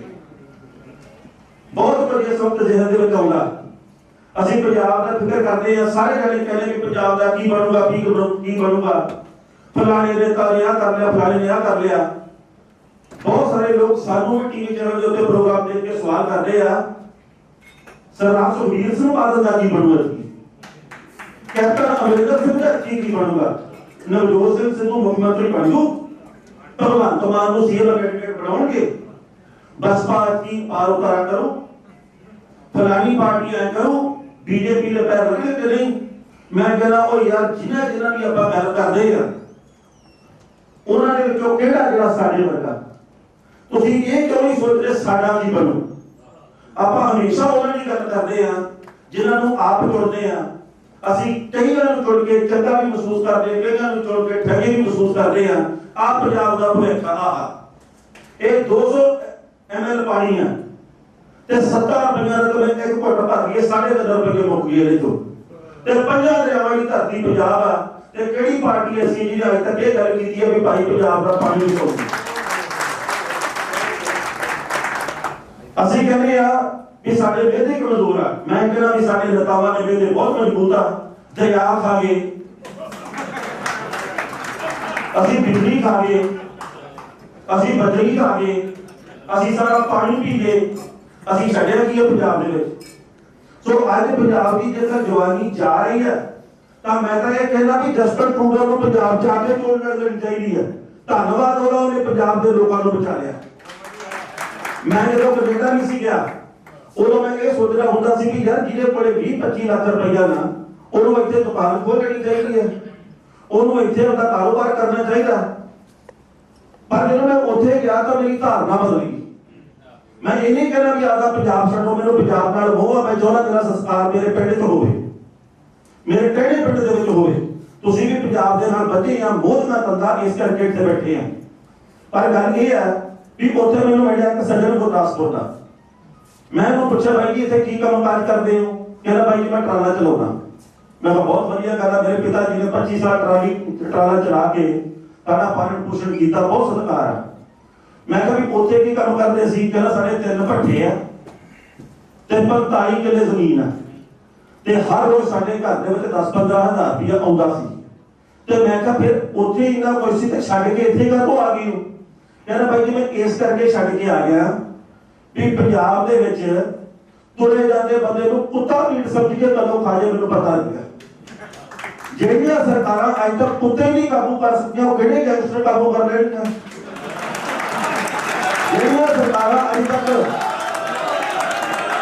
ਜਿਹੜੀਆਂ ਸਰਕਾਰਾਂ ਨੇ ਅੱਜ ਤੱਕ ਅਵਾਰਾ ਪਸ਼ੂ ਨਹੀਂ ਕਾਬੂ ਕੀਤੇ ਉਹ ਸਰਕਾਰਾਂ ਕਿਵੇਂ ਤੇ ਨਸ਼ਾ ਦੇ ਤਸਕਰ ਕਾਬੂ ਕਰ ਲੈਣਗੀਆਂ? ਸੋ ਇਹ ਬਹੁਤ ਸਾਰੀਆਂ ਗੱਲਾਂ ਜਿਹੜੀਆਂ ਜ਼ਿਹਨ ਦੇ ਵਿੱਚ ਫਿਰਦੀਆਂ ਚਾਹੀਦੀਆਂ ਤੇ ਫਿਰਦੀਆਂ ਵੀ ਹੈ। ਸੋ ਇਹ ਬਹੁਤ ਚੰਗੀ ਫਿਰਤਾ ਸਵਾਲ ਉੱਠਣੇ ਚਾਹੀਦੇ ਆ। ਮੇਰੀ ਬੇਨਤੀ ਇਹ ਆ ਵੀ ਤੁਸੀਂ ਵੀ ਸਾਰਿਆਂ ਨੇ ਵੋਟਾਂ ਪਾਉਣੀਆਂ। ਇਹਨਾਂ ਸ਼ਖਸੀਅਤਾਂ ਦੇ ਵਿੱਚੋਂ ਕਿਸੇ ਨੇ ਉਮੀਦਵਾਰ ਬਣ ਜਾਣਾ, ਕਿਸੇ ਨੂੰ ਨਹੀਂ ਵੀ ਮੌਕਾ ਮਿਲਣਾ, ਪਤਾ ਨਹੀਂ ਸਮੇਂ ਦੀ ਕੀ ਗੱਲ ਹੋਊਗੀ। ਪਰ ਅੱਜ ਮੈਂ ਆਉਂਦਿਆਂ ਨੇ ਨਾ ਭਾਈ ਵੀਰ ਸਿੰਘ ਦੀਆਂ 17 ਬੜੀਆਂ ਚੇਤੇ ਕੀਤੀਆਂ। ਰਹੀ ਵਾਸਤੇ ਘੱਟ ਸਮੇਂ ਨੇ ਇੱਕ ਨਾ ਮੰਨੀ ਤੇ ਫੜ ਰਹੀ ਧਰੀ ਕੇ ਸਮੇਂ ਖਿਸਕਾਈ ਕਰਨੀ। ਜਦੋਂ ਮੈਂ ਜਲੰਧਰੋਂ ਮੋਟਰਸਾਈਕਲ ਨੂੰ ਕਿੱਕ ਮਾਰੀ ਉਦੋਂ ਕੈਪਟਨ ਅਮਰਿੰਦਰ ਸਿੰਘ ਮੁੱਖ ਮੰਤਰੀ ਸੀ ਤੇ ਜਦੋਂ ਮੈਂ ਗਰਾਇਆ ਆ ਕੇ ਬੰਦ ਕੀਤਾ ਮੋਟਰਸਾਈਕਲ ਉਹ ਮੈਨੂੰ ਸਾਬਕਾ ਸੀ।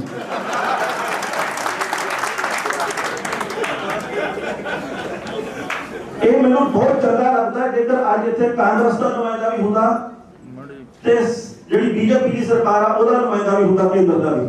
ਸਵਾਲ ਤਾਂ ਦੋਵਾਂ ਨੂੰ ਸਭ ਤੋਂ ਵੱਧ ਹੋਣੇ ਚਾਹੀਦੇ ਅੱਜ ਦੇ ਸਮੇਂ 'ਚ। ਪਰ ਸਾਡੇ ਦੇਸ਼ ਦੇ ਵਿੱਚ ਇਹ ਸਵਾਲ ਬਣ ਗਿਆ ਵੀ ਪੁੱਛਦੇ ਮੋਦੀ ਨੂੰ ਆ ਤੇ ਗੱਲ ਪਹਿਲਾਂ ਰਾਹੁਲ ਸੇ ਜਵਾਬ ਲੈ ਲਓ। ਪੁੱਛਦੇ ਇਧਰਲੇ ਬਾਰੇ ਤੇ ਜਾਂਦਾ ਉਹ ਇਧਰਲੇ ਪਾਸੇ ਨੂੰ ਆ। ਸੋ ਦੁੱਖ ਹੁੰਦਾ ਇਹਨਾਂ ਗੱਲਾਂ ਦੇ ਉੱਤੇ ਵੀ ਕੀ ਬਣਦਾ ਤੇ ਕੀ ਬਣਨਾ ਚਾਹੀਦਾ। ਉਸ ਤੋਂ ਬੜੀ ਗੱਲ ਇਹ ਵੀ ਧਰਮ ਦਾ ਪੱਤਾ ਖੇਡਿਆ ਗਿਆ ਵੀ ਖੇਡਿਆ ਜਾਊਗਾ ਵੀ। ਮੈਨੂੰ ਚੇਤੇ ਆਉਂਦੀ ਗੱਲ 2:17 ਦੇ ਵਿੱਚ ਬਹੁਤ ਡੂੰਘੀ ਗੱਲ ਹੈ ਕਿ ਕਿਰਲੀ ਸਾਰੀ ਰਾਤ ਕੀੜੇ ਮਕੌੜੇ ਮੱਛਰ ਖਾਂਦੀ ਹੈ ਤੇ ਦਿਨ ਚੜ੍ਹਦਿਆਂ ਸਾਰੀ ਧਾਰਮਿਕ ਫੋਟੋ ਦੇ ਪਿੱਛੇ ਲੁਕ ਜਾਂਦੀ ਹੈ। ਇਹ ਹਾਲਾਤ ਹੈ। ਇਹ ਹਾਲਾਤ ਅੱਜ ਇਹ ਪੰਜਾਬ ਦੀ ਸਥਿਤੀ ਅੱਜ ਸਾਡੇ ਚੁਣੇ ਹੋਏ ਨੁਮਾਇੰਦਿਆਂ ਨੇ ਸਾਨੂੰ ਕਿਵੇਂ ਕੀਤਾ ਜ਼ਹਿਨੀ ਤੌਰ ਦੇ ਉੱਤੇ ਕਤਲ, ਇਹਦੇ ਬਾਰੇ ਆਪਾਂ ਸਾਰਾ ਕੁਝ ਜਾਣਦੇ ਹਾਂ। ਸੋ ਮੈਂ ਇਹ ਚਾਹੁੰਦਾ ਤੁਸੀਂ ਵੀ ਸਾਰੇ ਇਹ ਚਾਹੁੰਦੇ ਆ ਵੀ ਪੰਜਾਬ ਦਾ ਸਾਡੇ ਜਿਉਂਦੇ ਜੀ ਕੁਝ ਨਾ ਕੁਝ ਹੋ ਜੇ। ਇਸੇ ਕਰਕੇ ਬੈਠੇ ਆ। ਜੇ ਤਾਂ ਤੁਹਾਡੇ ਕੋਲੇ ਵੀ ਕਿਹੜਾ ਸਮਾਂ ਆ, ਪ੍ਰਬੰਧਕਾਂ ਦੇ ਕੋਲੇ ਵੀ ਕਿਹੜਾ ਸਮਾਂ ਆ, ਸ਼ਖਸੀਅਤਾਂ ਦੇ ਕੋਲੇ ਵੀ ਕਿਹੜਾ ਸਮਾਂ, ਕਿਸੇ ਦੇ ਕੋਲੇ ਕੋਈ ਸਮਾਂ ਨਹੀਂ ਹੈਗਾ। ਪਰ ਗੱਲ ਇਹ ਆ ਮੈਂ 4 ਸਾਲ ਦਾ ਸੀ ਜਦੋਂ ਮੇਰੇ ਸਤਿਕਾਰਯੋਗ ਦਾਦਾ ਜੀ ਗੁਜ਼ਰ ਗਏ। ਉਹ ਵੀ ਮੁੱਦਿਆਂ ਦੇ ਬਾਰੇ ਜਾਣਦੇ ਸੀ, ਹੱਲ ਉਹਨਾਂ ਨੇ ਵੀ ਕਦੇ ਜ਼ਿੰਦਗੀ 'ਚ ਨਹੀਂ ਦੇਖਿਆ। 9 ਸਾਲ ਪਹਿਲਾਂ ਮੇਰੇ ਸਤਿਕਾਰਯੋਗ ਪਿਤਾ ਜੀ ਗੁਜ਼ਰ ਗਏ। ਉਹ ਵੀ ਮੁੱਦਿਆਂ ਦੇ ਵਿੱਚ ਹੀ ਜੂਝਦੇ ਰਹੇ ਤੇ ਹੱਲ ਉਹਨਾਂ ਨੇ ਵੀ ਕਦੇ ਜ਼ਿੰਦਗੀ 'ਚ ਨਹੀਂ ਦੇਖਿਆ। ਮੈਨੂੰ ਨਹੀਂ ਪਤਾ ਮੇਰੇ ਕੋਲੇ 2 ਦਿਨ ਆ, 20 ਸਾਲ ਆ, 2 ਸਾਲ ਆ ਤੇ ਮੈਂ ਚਾਹੁੰਦਾ ਕਿ ਮੈਂ ਆਪਦੇ ਜਿਉਂਦੇ ਜੀ 1-2 ਮੁੱਦੇ ਹੱਲ ਹੋਏ ਦੇਖਦਾ। ਤੁਸੀਂ ਵੀ ਦੇਖ ਲਓ। ਪਰ ਪੰਜਾਬ ਦੇ ਵਿੱਚ ਇਕੱਲੇ ਮੁੱਦੇ ਹੀ ਆ, ਹੱਲ ਜੇਕਰ ਕੋਈ ਹੈਗਾ ਤਾਂ ਮੈਨੂੰ ਦੱਸ ਦਿਓ। ਮੈਂ ਤਾਂ ਅਜੇ ਤੱਕ ਦੇਖਿਆ ਨਹੀਂ। ਅੱਜ ਅਸੀਂ ਇਸ ਤਰੀਕੇ ਦਾ ਵਾਤਾਵਰਨ ਮਾਹੌਲ ਸਿਰਜ ਲਿਆ ਵੀ ਹਰ ਥਾਂ ਦੇ ਉੱਤੇ ਖੋਖਲਾਪਣ ਨਜ਼ਰ ਆਉਂਦਾ। ਅਸੀਂ ਇਹ ਗੱਲ ਕਹਿੰਦੇ ਇਮਾਨਦਾਰੀ ਪੱਤਰਕਾਰੀ ਹੋਣੀ ਚਾਹੀਦੀ ਹੈ, ਇਮਾਨਦਾਰੀ ਦੀ ਗੱਲ ਹੋਣੀ ਚਾਹੀਦੀ। ਮੈਂ ਨਹੀਂ ਕਹਿਣਾ, ਬਹੁਤ ਵਾਰ ਗਾਲਾਂ ਇਮਾਨਦਾਰੀ ਦੀ ਗੱਲ ਕਰਕੇ ਵੀ ਖਾਧੀਆਂ। ਸਭ ਨੂੰ ਸੱਚ ਪਸੰਦ ਆ ਪਰ ਬਹੁਤੇ ਲੋਕਾਂ ਨੂੰ ਸੱਚ ਉਹ ਪਸੰਦ ਆ ਜਿਹੜਾ ਉਹਨਾਂ ਨੂੰ ਸੱਚ ਲੱਗਦਾ। ਉਹਨਾਂ ਨੂੰ ਉਹ ਸੱਚ ਪਸੰਦ ਨਹੀਂ ਜਿਹੜਾ ਉਹਨਾਂ ਦੇ ਉਲਟ ਜਾਂਦਾ ਹੋਵੇ। ਸੋ ਇਸ ਕਰਕੇ ਸੱਚ ਤੇ ਕੱਚ ਵਿਚਲਾ ਫਰਕ ਨਿਖੇੜਨਾ ਚਾਹੀਦਾ। ਸਾਨੂੰ ਕਈ ਵਾਰੀ ਬੰਦੇ ਕਹਿਣਗੇ ਤੁਹਾਨੂੰ ਤਾਂ ਕਰਕੇ ਉਹਨੇ ਫਲਾਣੇ ਨੇ ਆਹ ਟਿੱਪਣੀ ਕੀਤੀ ਆ ਕਿਉਂਕਿ ਤੁਸੀਂ ਉਹਦੇ ਬਾਰੇ ਇਦਾਂ ਬੋਲਦੇ ਸੀ। ਫਿਰ ਗੋਦੀ ਮੀਡੀਆ ਬਣ ਗਈ, ਫਿਰ ਭੁੱਲ ਗਈ ਨਾ, ਫਿਰ ਕਹੋਗੇ ਵਿਕ ਗਏ। ਕਿਉਂਕਿ ਸਾਡੇ ਸਮਾਜ ਦੇ ਵਿੱਚ ਇਹ ਗੱਲ ਬਣ ਗਈ ਆ ਵੀ ਭਾਈ ਉਹ ਵਿਕ ਗਿਆ, ਉਹ ਖਰੀਦ ਲਿਆ, ਉਹ ਅੰਦਰ ਹੱਥ ਰਲ ਗਿਆ, ਆ ਫਲਾਣਾ ਹੋ ਗਿਆ, ਢੀਂਗੜਾ ਹੋ ਗਿਆ, ਘਰੇ ਬੈਠੇ ਸਰਟੀਫਿਕੇਟ ਲੋੜੋਂ ਵੱਧ ਦਿੰਦੇ ਆ। ਸੋ ਮੇਰੀ ਬੇਨਤੀ ਇਹ ਆ ਵੀ ਸਹੀ ਨੂੰ ਸਹੀ ਤੇ ਗਲਤ ਨੂੰ ਗਲਤ ਤਰਕ ਦੇ ਨਾਲ ਤੇ ਤਹਿਜ਼ੀਬ ਦੇ ਨਾਲ ਕਹਿਣਾ ਸਿੱਖੀਏ। ਸੋ ਬਹੁਤ ਸਾਰੇ ਮੁੱਦੇ ਆ ਹਾਲੇ ਆਪਣੇ ਕੋਲੇ 4-4.5 ਮਹੀਨੇ ਪਏ ਆ। ਪੂਰੇ ਪੰਜਾਬ ਦੇ ਵਿੱਚ ਸੰਵਾਦ ਰਚਾਏ ਜਾਂਦੇ ਆ, ਰਚਾਏ ਜਾਣੇ ਵੀ ਚਾਹੀਦੇ ਆ। ਤਹਿਜ਼ੀਬ ਦੇ ਵਿੱਚ ਰਹਿ ਕੇ, ਸ਼ਬਦਕ ਮਰਿਆਦਾ ਦੇ ਵਿੱਚ ਰਹਿ ਕੇ ਵੱਧ ਤੋਂ ਵੱਧ ਸਵਾਲ ਕਰਨੇ ਚਾਹੀਦੇ ਆ। ਜਿਨ੍ਹਾਂ ਨੂੰ ਚੁਣਿਆ ਉਹਨਾਂ ਨੂੰ ਵੀ ਕਰੋ, ਜਿਨ੍ਹਾਂ ਨੂੰ ਨਹੀਂ ਚੁਣਿਆ ਆਉਣਾ ਚਾਹੁੰਦੇ ਅੱਗੇ ਉਹਨਾਂ ਨੂੰ ਵੀ ਕਰੋ। ਪੰਜਾਬ ਦਾ ਫਾਇਦਾ, ਪੰਜਾਬ ਦਾ ਭਲਾ ਤਾਂ ਹੋ ਸਕਦਾ ਕੱਲਾ ਗੱਲਾਂ ਦੇ ਨਾਲ ਕਿ ਅੱਜ ਅਸੀਂ ਇੱਥੇ ਬਹੁਤ ਸਰਗਰਮ ਹਾਂ, ਪਰ ਮੌਕੇ ਦੇ ਉੱਤੇ ਆ ਕੇ ਅਸੀਂ ਭੁੱਲ ਜਾਈਏ ਕਿ ਇਹਦਾ ਕਿਸੇ ਮਸਲੇ ਦਾ ਹੱਲ ਨਹੀਂ ਹੋਣਾ। ਦੁੱਖ ਹੁੰਦਾ ਉਸ ਵਕਤ ਵੀ ਜਦੋਂ ਰਾਜਨੀਤਿਕ ਲੋਕਾਂ ਦੀਆਂ ਰੈਲੀਆਂ ਦੇ ਵਿੱਚ ਸਮੋਸਿਆਂ ਪਿੱਛੇ ਪੱਗਾਂ ਰਹਿੰਦੀਆਂ ਨੇ, ਜਦੋਂ ਕਚੋਰੀਆਂ ਦੇ ਪਿੱਛੇ ਪੱਗਾਂ ਰਹਿੰਦੀਆਂ ਨੇ। ਕੋਈ ਵੀ ਸਿਆਸੀ ਪਾਰਟੀ ਹੋਵੇ, ਮੈਂ ਕਿਸੇ ਦਾ ਜ਼ਿਕਰ ਨਹੀਂ ਕਰਦਾ, ਪਰ ਜਿਹੜੇ ਵੀ ਲੋਕ ਇਹ ਕਰਦੇ ਹੋ ਤਾਂ ਸਾਡੇ ਭੈਣ ਭਾਈ ਆ, ਉਹਨਾਂ ਨੂੰ ਵੀ ਜ਼ਿਹਨੀ ਤੌਰ ਦੇ ਉੱਤੇ ਸਵਾਰਨਾ ਸਾਡਾ ਫਰਜ਼ ਹੋਣਾ ਚਾਹੀਦਾ, ਜ਼ਿਹਨੀ ਤੌਰ ਦੇ ਉੱਤੇ ਨਿਖਾਰਨਾ ਸਾਡਾ ਫਰਜ਼ ਹੋਣਾ ਚਾਹੀਦਾ। ਸੋ ਮੇਰੇ ਕੋਲ 4 ਸਤਰਾਂ ਦੇ ਨਾਲ ਮੈਂ ਸਮਾਪਤੀ ਕਰ ਦੇਣੀ ਆ, ਦੇਰੀ ਬਹੁਤ ਹੋ ਗਈ ਹੈ ਕਿ ਭੁੱਖੇ ਲੋਕਾਂ ਰੱਜ ਕੇ ਸਦਕੇ ਨਿਭਾਏ ਨੇ ਤੇ ਰੱਜੇ ਲੋਕਾਂ ਰੱਜ ਕੇ ਭੁੱਖ ਖਿਲਾ ਗਏ। ਇਹ ਅੱਜ ਦੀ ਸਥਿਤੀ ਹੈ, ਇਹ ਅੱਜ ਦੇ ਹਾਲਾਤ ਆ। ਇਸ ਵਕਤ ਅਸੀਂ ਜਦੋਂ ਪ੍ਰੋਗਰਾਮ ਕਰਦੇ ਚੱਜ ਦਾ ਵਿਚਾਰ, ਹਰ ਰੋਜ਼ ਇੱਕ ਨਵੀਂ ਚੁਣੌਤੀ ਦੇ ਨਾਲ ਜੂਝਦੇ ਆ। ਬਹੁਤ ਸਾਰੇ ਪੱਤਰਕਾਰ ਮੇਰੇ ਵੀਰ ਇੱਥੇ ਬੈਠੇ ਆ ਜਿਹੜੇ ਕੋਸ਼ਿਸ਼ ਕਰਦੇ ਸੱਚ ਦੇ ਨਾਲ ਰਹਿਣ ਦੀ। ਅਸੀਂ ਇਹ ਨਹੀਂ ਕਹਿੰਦੇ ਕਿ ਅਸੀਂ 100% ਸੱਚ ਦੇ ਨਾਲ ਤੁਰਦੇ ਆ। ਸਾਡੇ ਕੋਲ ਵੀ ਬਹੁਤ ਸਾਰੀਆਂ ਉਕਾਈਆਂ ਹੁੰਦੀਆਂ ਹੋਣੀਆਂ, ਬਹੁਤ ਸਾਰੀਆਂ ਗੱਲਾਂ ਬਾਤਾਂ ਊਣਤਾਈਆਂ ਰਹਿ ਜਾਂਦੀਆਂ ਹੋਣੀਆਂ। ਉਹਨਾਂ ਊਣਤਾਈਆਂ ਨੂੰ ਨਿਖਾਰਨ ਦੀ ਅਸੀਂ ਕੋਸ਼ਿਸ਼ ਕਰਾਂਗੇ ਤੁਹਾਡੇ ਕੋਲ ਸੇਧ ਲੈ ਕੇ। ਪਰ ਗੱਲ ਇਹ ਆ ਕਿ ਪੰਜਾਬ ਦੀ ਬਿਹਤਰੀ ਦੇ ਲਈ ਚੰਗੇ ਤੇ ਮਾੜੇ ਨੂੰ ਨਿਖੇੜ ਕੇ ਫਰਕ ਕਰਨਾ ਸ਼ੁਰੂ ਕਰਕੇ ਹਲਾ ਇਹਦੇ ਵਿੱਚ ਆਪਣਾ ਕੁਝ ਨਹੀਂ ਰੱਖਿਆਗਾ। ਧਾਰਮਿਕ ਤੌਰ ਦੇ ਉੱਤੇ ਲੜਾਈਆਂ ਦੇ ਵਿੱਚ ਆਪਾਂ ਉੱਤੇ ਉੱਠੀਏ। ਜਦੋਂ ਅਸੀਂ ਪਿਛੋਕੜ ਵਾਲੇ ਵੇਖਦੇ ਹਾਂ, ਬਹੁਤ ਸਾਰੀਆਂ ਸ਼ਖਸੀਅਤਾਂ ਨੇ ਉਹ ਇਧਰਲੀ ਪਾਰਟੀ ਦੇ ਵਿੱਚੋਂ ਮੌਕਾ ਮੁਤਾਬਕ ਇੱਧਰ ਆਇਆ, ਇਧਰਲੀ ਪਾਰਟੀ ਦੇ ਵਿੱਚੋਂ ਉਧਰਲੇ ਪਾਸੇ ਗਿਆ। ਪਰ ਗੱਲ ਇਹ ਹੈ ਵੀ ਅਸੀਂ ਪਿੰਡਾਂ ਦੇ ਵਿੱਚ ਉਹਨਾਂ ਗੱਲਾਂ ਦੇ ਉੱਤੇ ਲੜਦੇ ਆ। ਅਸੀਂ ਨਹੀਂ ਕਦੇ ਪੱਤੀਆਂ ਦੀਆਂ ਲੜਾਈਆਂ ਖਤਮ ਕੀਤੀਆਂ, ਅਸੀਂ ਨਹੀਂ ਕਦੇ ਇੱਥੇ ਧਾਰਮਿਕ ਥਾਵਾਂ ਦੀਆਂ ਲੜਾਈਆਂ ਖਤਮ ਕੀਤੀਆਂ। ਹੁਣ ਤੱਕ ਕਈ ਪਿੰਡਾਂ ਦੇ ਵਿੱਚ ਸ਼ਮਸ਼ਾਨ ਘਾਟ ਵੀ ਵੱਖੋ ਵੱਖਰੀਆਂ ਬਰਾਦਰੀਆਂ ਨੇ ਬਣ ਗਈਆਂ। ਇਹ ਅਸੀਂ ਕਹਿੰਦੇ ਉਹਦਾ ਕਹਿੰਦੇ ਗੁਰੂ ਨਾਨਕ ਸਾਹਿਬ ਜੀ ਨੇ ਕਿਹਾ ਵੀ ਭਾਈ ਸਭ ਧਰਮ ਦੀ ਗੱਲ ਕਰਦੇ ਆ, ਸਾਰੇ ਧਰਮ ਇੱਕ ਆ, ਪਰ ਅਸੀਂ ਤਾਂ ਗੁਰੂ ਨਾਨਕ ਸਾਹਿਬ ਦੇ ਫਲਸਫੇ ਦੇ ਨਹੀਂ ਹੋਏ, ਅਸੀਂ ਹੋਰ ਕਿਹਦੇ ਹੋਣਾ। ਸੋ ਮੈਂ ਤੁਹਾਡਾ ਬਹੁਤ ਸਮਾਂ ਨਹੀਂ ਲੈਂਦਾ। ਬਹੁਤ ਬਹੁਤ ਮੁਬਾਰਕ ਮੇਰੇ ਵੱਲੋਂ ਗੁਰਾਇਆ ਪ੍ਰੈਸ ਕਲੱਬ ਦੀਆਂ ਸਾਰੀਆਂ ਸ਼ਖਸੀਅਤਾਂ ਦੇ ਵੱਲੋਂ ਜਿਨ੍ਹਾਂ ਨੇ ਕਿ ਇੰਨਾ ਵੱਡਾ ਉਦਮ ਕੀਤਾ। ਜੋ ਇਸ ਵਕਤ ਪ੍ਰਧਾਨਗੀ ਮੰਚ ਦੇ ਉੱਤੇ ਬੈਠੀਆਂ ਸ਼ਖਸੀਅਤਾਂ, ਸਰਦਾਰ ਝਲਮਣ ਸਿੰਘ ਢੰਡਾ ਜੀ, ਜਿੰਨੀਆਂ ਵੀ ਮੋਹਤਵਾਰ ਜਿੰਨੇ ਮੇਰੇ ਵੀਰਾਂ ਨੇ ਸਵਾਲ ਕੀਤੇ ਆ, ਸਭ ਨੂੰ ਸਲਾਮ ਆ। ਬਹੁਤ ਬਹੁਤ ਧੰਨਵਾਦ।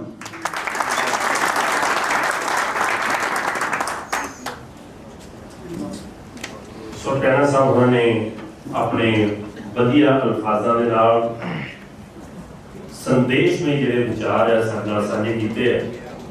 ਔਰ ਗੁਰਾਇਆ ਪ੍ਰੈਸ ਕਲੱਬ ਟੈਣਾ ਸਾਹਿਬ ਨੂੰ ਸਨਮਾਨਿਤ ਕਰਨਾ ਚਾਹੁੰਦੀ ਹੈ, ਪਿਆਰ ਭਰਿਆ ਤੋਹਫਾ ਜਿਹੜਾ ਉਹ ਦੇਣਾ ਚਾਹੁੰਦੀ ਹੈ। ਸੋ ਮੈਂ ਵੀਰਾਂ ਨੂੰ ਬੇਨਤੀ ਕਰਦਾ ਕਿ ਜਿਹੜੇ ਗੁਰਾਇਆ ਪ੍ਰੈਸ ਕਲੱਬ ਦੇ ਵੀਰ ਨੇ ਉਹ ਅੱਗੇ ਆ ਜਾਣ।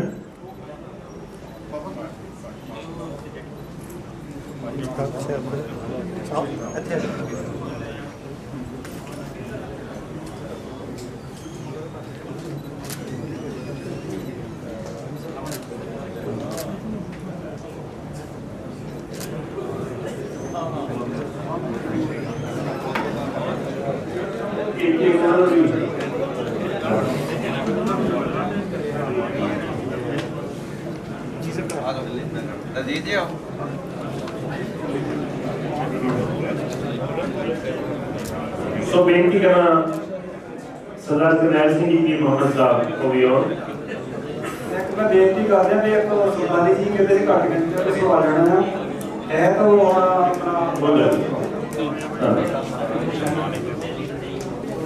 पूरा तो बाद प्रवीण बंगा जी वो भी अपनी याद निशानी जी है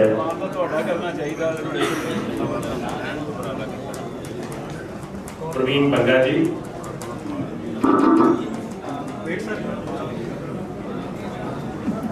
इधर आ जाओ नाल इधर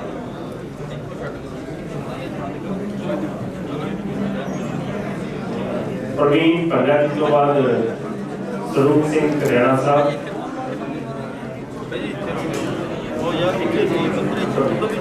बेनती है कि रात का खाना पाई से सकना है।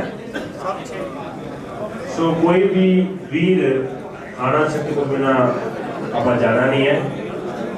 सो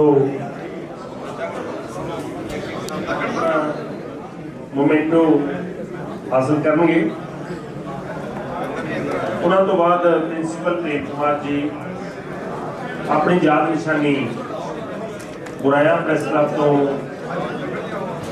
लेंगे। प्रिंसिपल प्रेम कुमार जी आलो सकते अच्छा जी गुरप्रीत सिंह खालसा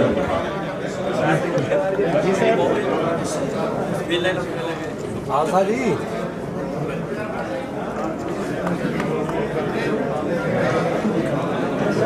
प्रिंसिपल प्रेम कुमार जी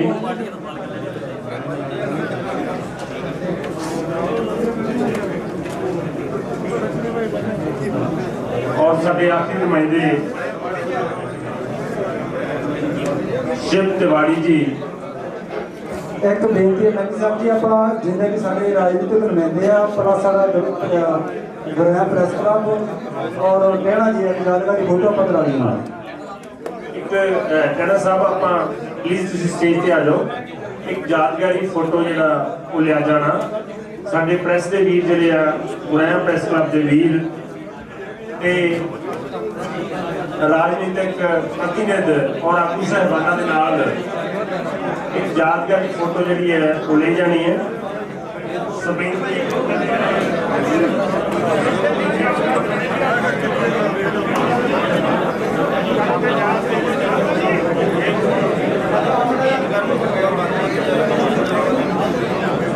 सो फिर गुराया प्रेस क्लब वालों एक बेनती है कि वो साढ़े सारे वीर रात का खाना इतने बिल्कुल तैयार है सो सारा निमरता साहब बेनती है कि रात का खाना अपना हाँ जी सरकार साहब पीछे थोड़ा पीछे वेट हैप्पी साहब पीछे करिए ठीक है जी।